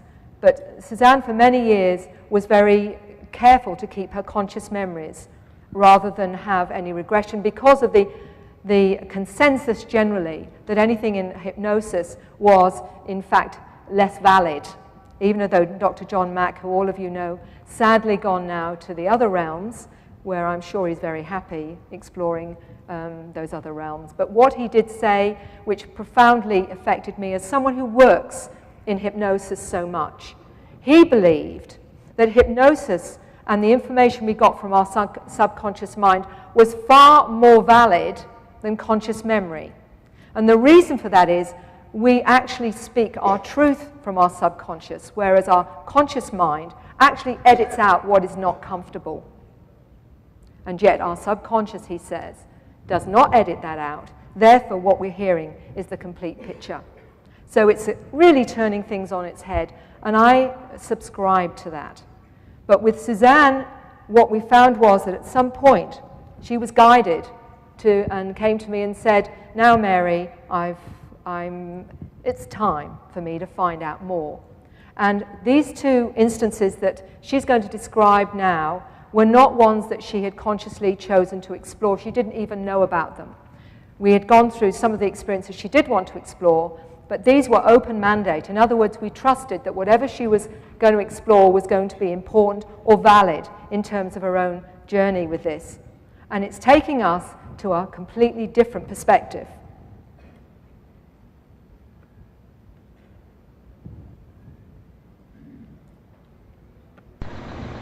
My name is Suzanne Hansen and I'm the director of a New Zealand UFO sighting and contact research network called UFocus NZ. I have experienced contact with extraterrestrial species since early childhood. Today I will describe two directly related experiences on board craft which demonstrate how some souls are altered, educated and fostered by ET species as a part of ongoing constructive programs and agendas for the future benefit of mankind. In 1962, when I was 8 years old, I was taken on board a craft and into a large familiar room that I had visited often with other human children. Here we learned to interact and socialise comfortably and competently with other species of ET children, using enhanced telepathy and sentiency. On this occasion, I was taken aside by an adult grey and asked if I'd like to meet another child somewhere on board the craft. The grey telepathically conveyed thoughts, pictures and explanations to me regarding this child and its life. But the volume of information was too great to retain consciously, and I was just left with an overall impression regarding meeting a new friend. The grey told me about the child with considerable care, and I sensed there was something he was not yet telling me, but he was seeking my cooperation with this meeting. We proceeded to a small room and waited, and I felt excited about meeting a new friend. Two greys entered the room with a vibrant blue ball of light floating in the air between them. As I stared at the ball in surprise, having expected a child to arrive, I experienced profound feelings of love and familiarity and sobbed at these unexpected thoughts. The grey told me I would love this ball of light in the future, as it would become my son. He referred to it as both a source and a complex system, and said I had known it since before my own birth. The Grey began an intense mind-to-mind download consisting of 3 streams of information. The first just calmed my emotions and confusion. They wanted us to get to know each other, future mother and son, and they would observe how we related to each other. A second stream embedded extensive information into my subconscious concerning the purpose of this project, the genetics involved in the creation of my son's body, and the dual education he would receive on board craft, both as a child and in his source or soul state, which he told me had been enhanced and altered by them for a specific purpose. Finally, a third stream brought my mind back to the present as an 8-year-old child, and they left me to play with the ball for a while. I tried to relate to the ball by first asking it to bounce, but it just floated there, unresponsive.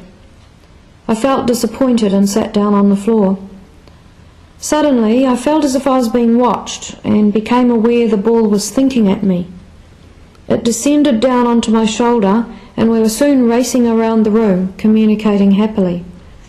But, all too soon, the Greys returned. They expressed satisfaction that the meeting had gone well. 2 of them took the ball of light away, and I felt deep sadness and longing. The Grey assured me that we would meet again many times up until the day that this son would be born. So we returned to where the other children were interacting. In 1983, now aged 28 years old and near to full term in my first pregnancy, I was taken on board craft. My memory begins with me being assisted down a corridor by 2 tall entities, a mixture of species. They expressed concern for me as I had been ill throughout the pregnancy, and so they tenderly supported me as we entered a small room. They helped me onto a shelf-like bed, and we were joined by a Grey. He explained that they were bringing someone to merge with me, and I was not to be concerned as everything would be fine. Holding his hand over my forehead, he told me he first needed to retrieve some memories from my subconscious mind, which had been embedded there in childhood. Immediately, my mind was filled with images, emotions, and memories of past meetings associated with a ball of blue light, and I became really tearful as I realised it was the soul of my child soon to be born. As he calmed my emotions, a group of ET children came into the room, bringing with them the now familiar soul or ball of energy. He stated these young entities had grown up on board craft with this soul, and they would play an integral part in supporting him in his life. There was a real air of excitement as the process of merging began. The Grey slowed my metabolism right down to prepare my body for the intense energy of the soul, necessary to prevent shock to my body. During the hypnotic regression with Mary, my voice became really slow and almost indistinguishable at this point, and my body felt cold and numb. Slowly the soul entered my body and the body of my child-to-be. I felt infused with light and weightlessness as the Grey slowly brought my metabolism back to normal again. He stated my son would be born late, which he was, and that he would be accompanied through his life by watchers, a terminology to describe a protective system they would provide for him. He added there are thousands of children being born in a world like him, part of an extensive project to create positive changes and accelerated evolution from within the human species.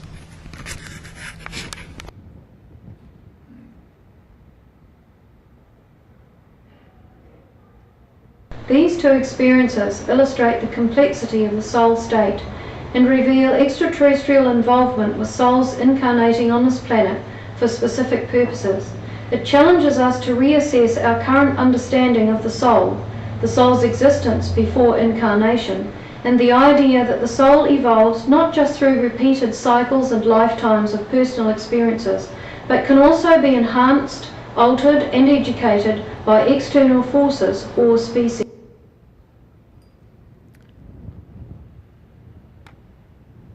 So, these extraterrestrial advanced intelligences, I believe interdimensional, transcendental.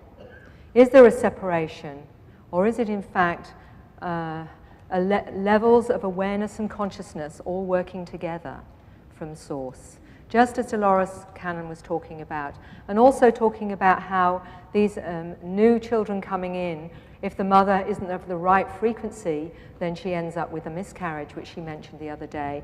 And when I was taking Susie into that regression, her voice went really like this. It was a completely different frequency. She was actually re-experiencing from that, and because of that, we've had to condense it so that you could get a sense of the fact that here is a little 8-year-old child being first introduced to her son, yet unborn. And to give you a little bit more of an idea, which broadens this a little bit more, when I was in England a few years ago, I regressed a 15-year-old boy who had had a very traumatic experience. And the two things that stood out from that experience was this. First of all, when he was having an experience with the little beings, and he was quite happy to chat to them, he said, oh, he was saying, there's 2 balls of light. One's Granddad, and that's Uncle Ted. He recognized the balls of light and who they were. And he said, and I said, well, why are they there? And he said, because they knew I'd be a bit frightened, so they wanted to come and just give me some support. It just made me feel better. And then I said, what happens next? And he said, oh, the beings are going back onto the spaceship. And he said, oh, he said, Uncle Ted and Granddad's going with them. So the balls of light were going back on the craft. I've had many instances where it seems that we're not just looking at the physical body that is being communicated or worked with, but all those other levels, the emotional, astral, and spiritual body. We're talking about really the fact we can't separate this out, that all of this is tied in, as Dolores Cannon mentions, coming from the source. And that, I think, is really, really important to remember when we don't fully always understand what's going on, that we're still only seeing it through a pinhole of understanding. And the more that you access that part of yourself, the more chance you have. I would like to just say 2 more things before I go and finish with you. Something that I missed part of is because the medical science of me is saying, okay, Mary, so where's the tangibility of this? Is there a way that we can understand how this shift that we're hearing and the changes that are happening, where does this all fit in? How is it going to happen to the rest of us, the old models, as I call them, like myself? Okay, is there any chance in here for me? Right, from an old model to some old models over there and around, I will say this. We use, what is it, 1/5 of our brain? We use 3% of our DNA. Recently, I discovered some really interesting information which I want to share with you. So, why is that? Why do we only use a part of ourselves physically? It doesn't make any sense, you know? We all know that we have 223 genomes in our DNA that are not part, that did not come through the evolutionary cycle, that are a sideways insertion of genetic material, all to do with higher psychological functioning. Who put that there? But let's go into this now. The little code and the big code. So 3% we're using, 97% junk DNA. They're now looking at it differently. They're talking about a little code and a big code. Okay, let's look at it from this perspective. What some of the scientists are saying now, and one of them is a Dr. Chung, is saying this. What we see in our DNA is a program consisting of 2 versions of a big code and a basic code. The complete program was positively not written on Earth. That is now a verified fact, according to Dr. Chang. The genes by themselves are not enough to explain evolution. No creator, be it a programmer from Mars, Microsoft, would not leave a program without the option for an improvement or upgrade. The upgrade is already enclosed in our junk DNA. It is nothing more than a hidden, dormant upgrade of our present basic code. We already know that certain cosmic rays have the power to modify DNA.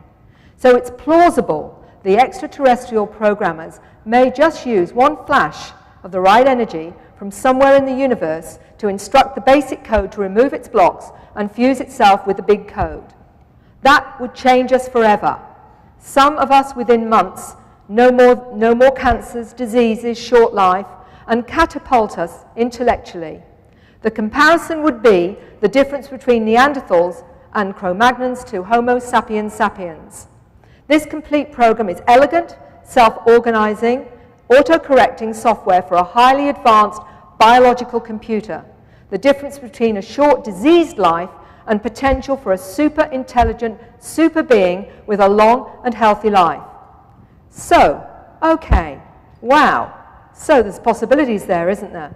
So what about the downloads? We're getting these scripts, languages. We're getting given this symbolic and an energetic information through COP circles and what have you.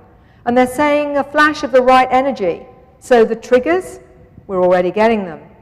So at the end of the day, if this is possible, maybe what we're really seeing is we are operating from a very poor part of our hard drive right now.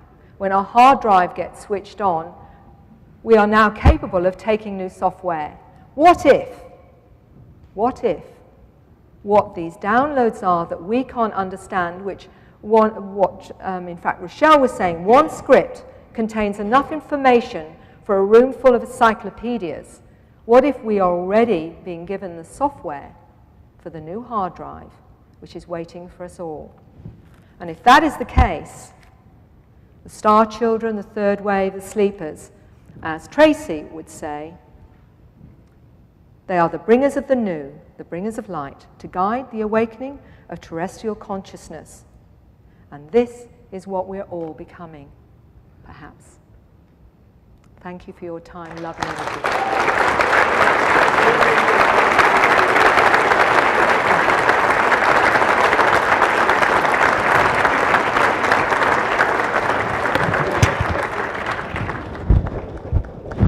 Mary Rodwell, indeed. Wow. Okay, gonna do lunchtime now, guys.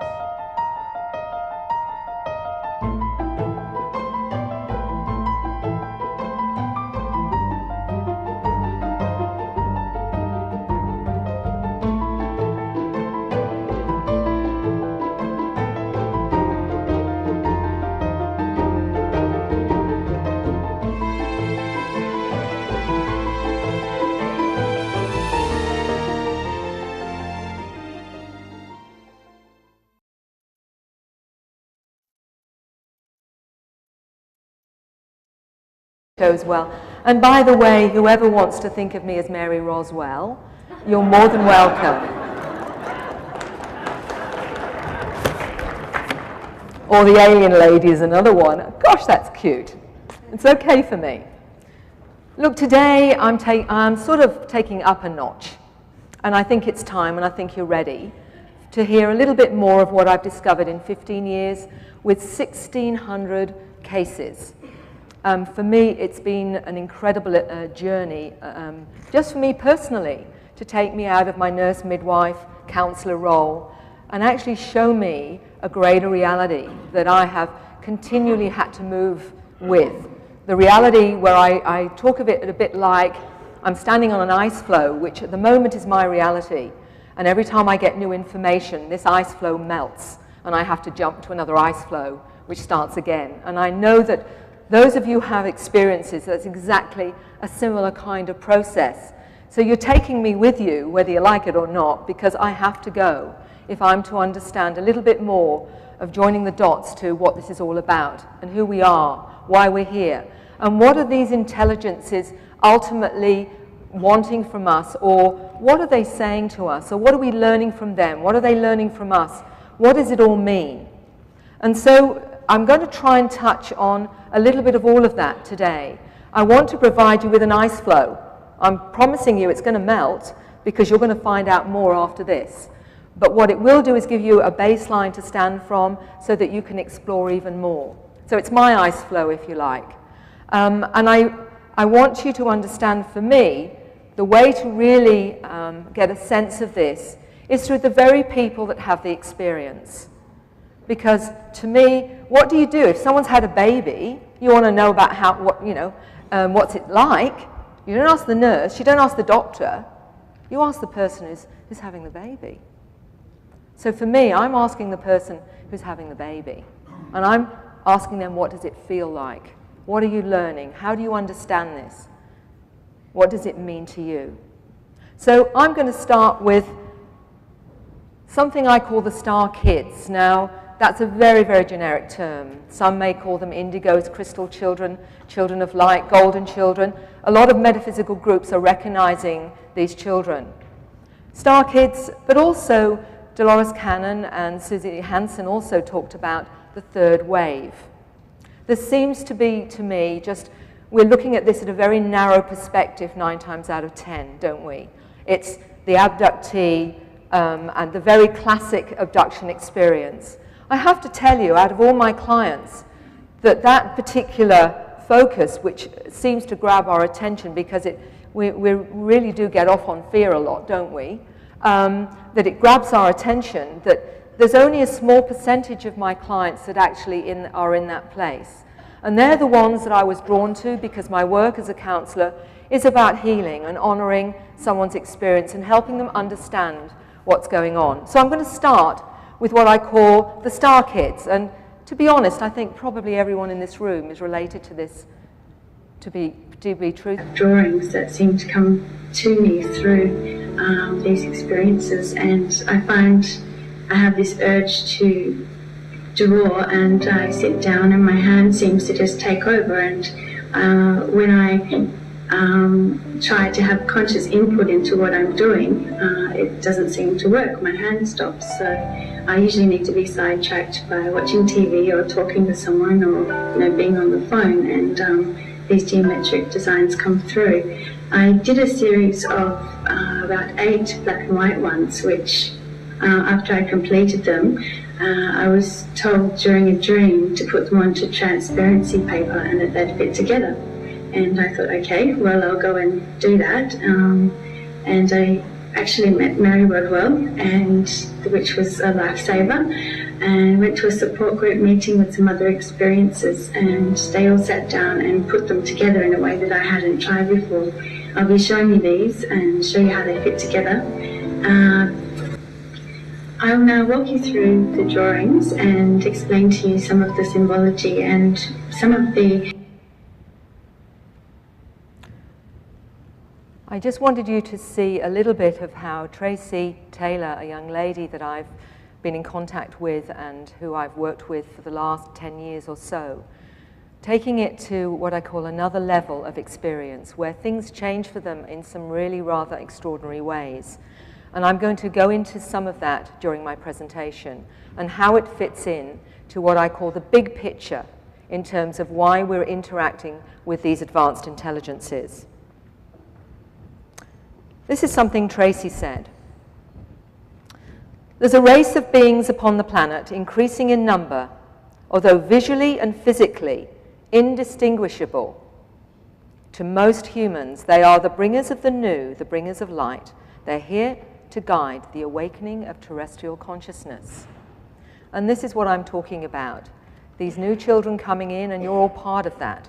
And these new ones particularly that are a lot more aware of their purpose on this planet, whereas many of you perhaps know you've got something to do, but at the moment are not really quite sure what it is.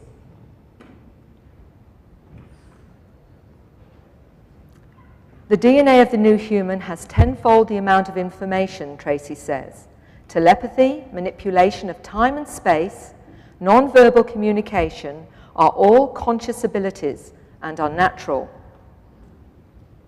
So let's just have an overview here. Yes, this is global.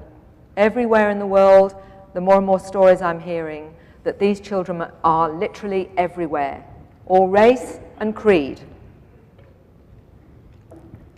Interestingly, this was something that I found was actually in the India Daily in 2005.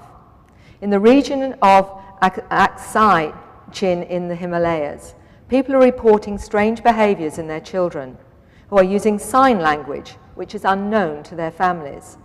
Many of these children also draw pictures of triangular objects flying in the sky, and these children regularly communicate with the extraterrestrials. But we're all in different waves of that.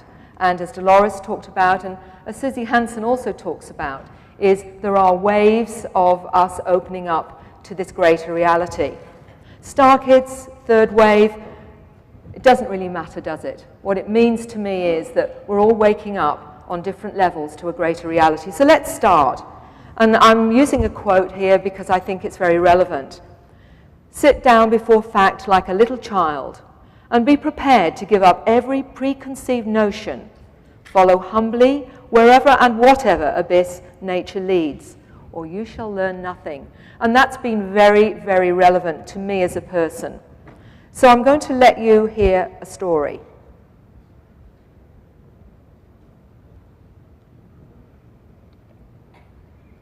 Come on, Trace. Now I'm hoping this is loading. I'm waiting for it to load now.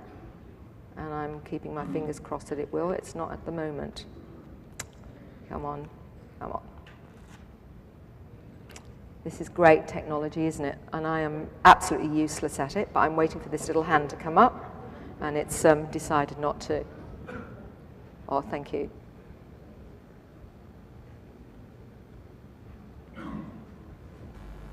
My name is Tracy Taylor, and to share with you some of my experiences and some of the drawings that I have been doing that have come from my experiences with extraterrestrials. Since I was a very young child, about the age of 2 or 3, I remember having experiences with beings that were definitely not human, and most of those experiences have actually been very positive. It was quite normal for me as a child to have these experiences, and I thought that everyone else was having the same experiences until I grew up and became a teenager and realized that it was quite unusual, and I didn't find anyone else to be having these type of experiences and being taken up onto strange craft and flying around the place. It's been quite a journey, and through my teenage years it was very difficult to relate to other people of my age. I, at the age of 15, found that I had healing abilities, and this came from learning from my experiences with these ETs how to do this using my hands, and that was very natural to me. My family, though, really didn't have much of an idea about this sort of thing, and even though they've been very, very supportive through this, of course they really didn't know how to take my idea of being able to heal with my hands. Up until about the age of 17, I had these abilities and psychic abilities, which I did end up repressing quite a bit because I thought I was going crazy. And I went to seek professional help. I went to psychologists and psychiatrists and had head scans and CAT scans, ECGs done, and obviously nothing was found. But more recently, over the past 3 years, I've been finding myself doing geometric type. We're almost ready to roll. Thank you.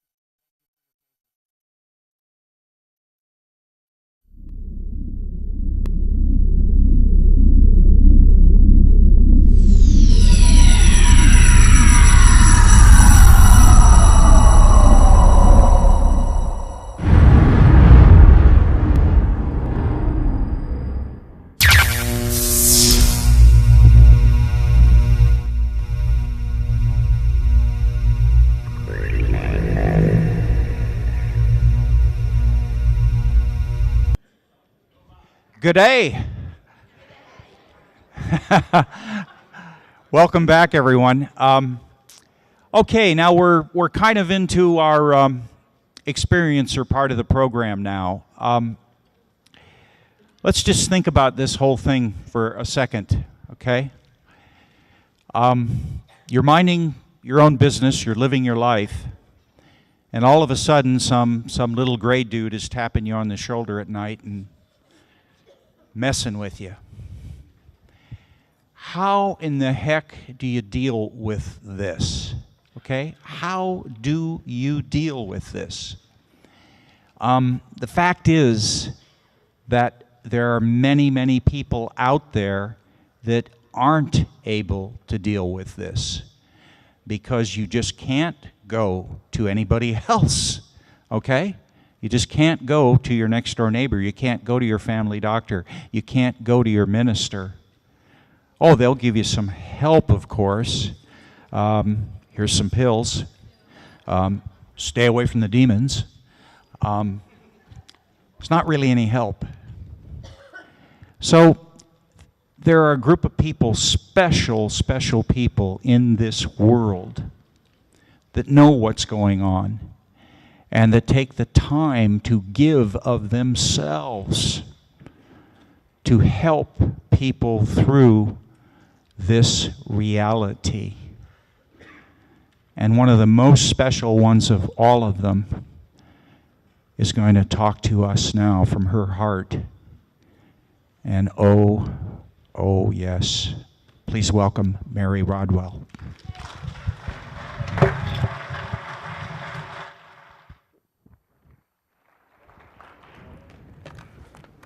Well, what a pleasure it is to be here and have a chance to share with such beautiful people that I've already met so many times before. This is my 4th time here, and every time I'm so overwhelmed and touched by the beautiful people that I meet here and who I learn from and have the opportunity to share with.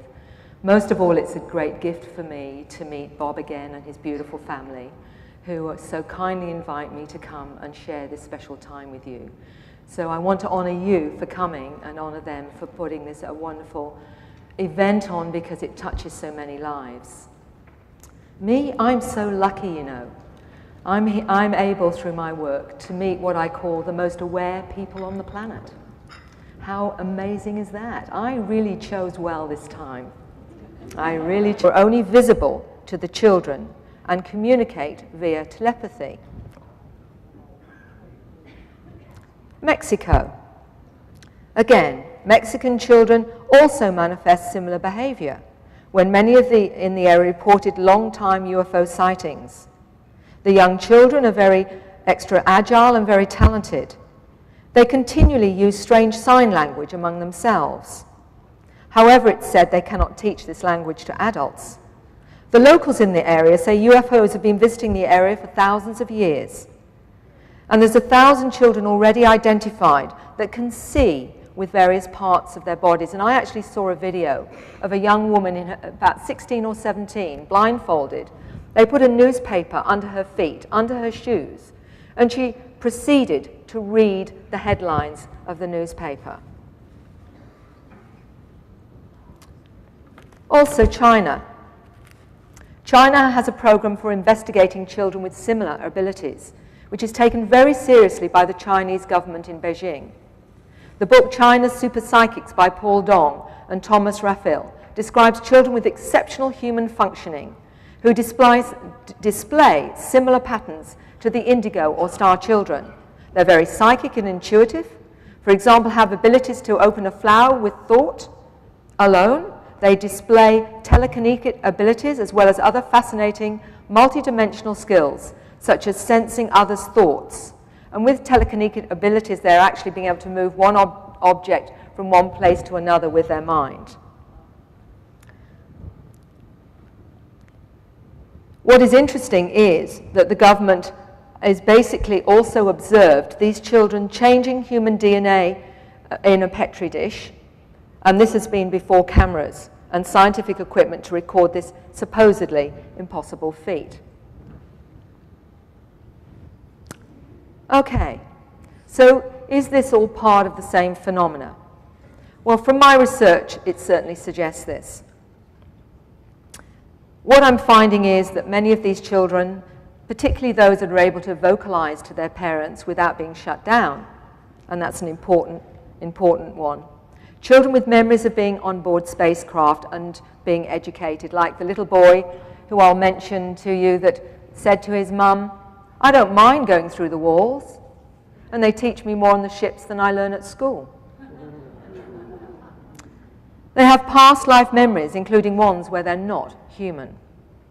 The information they have not consciously learnt, downloaded knowledge bombs, one little 8-year-old said that she had, and it sometimes made her head hurt. They have a sense of mission and purpose. They feel alienated more from the human and the humans than they do from their extraterrestrial cosmic family. They feel Earth is very primitive They're usually very intelligent and intuitively created. There's a number of metaphysicians and other credible, more conventional individuals in terms of academia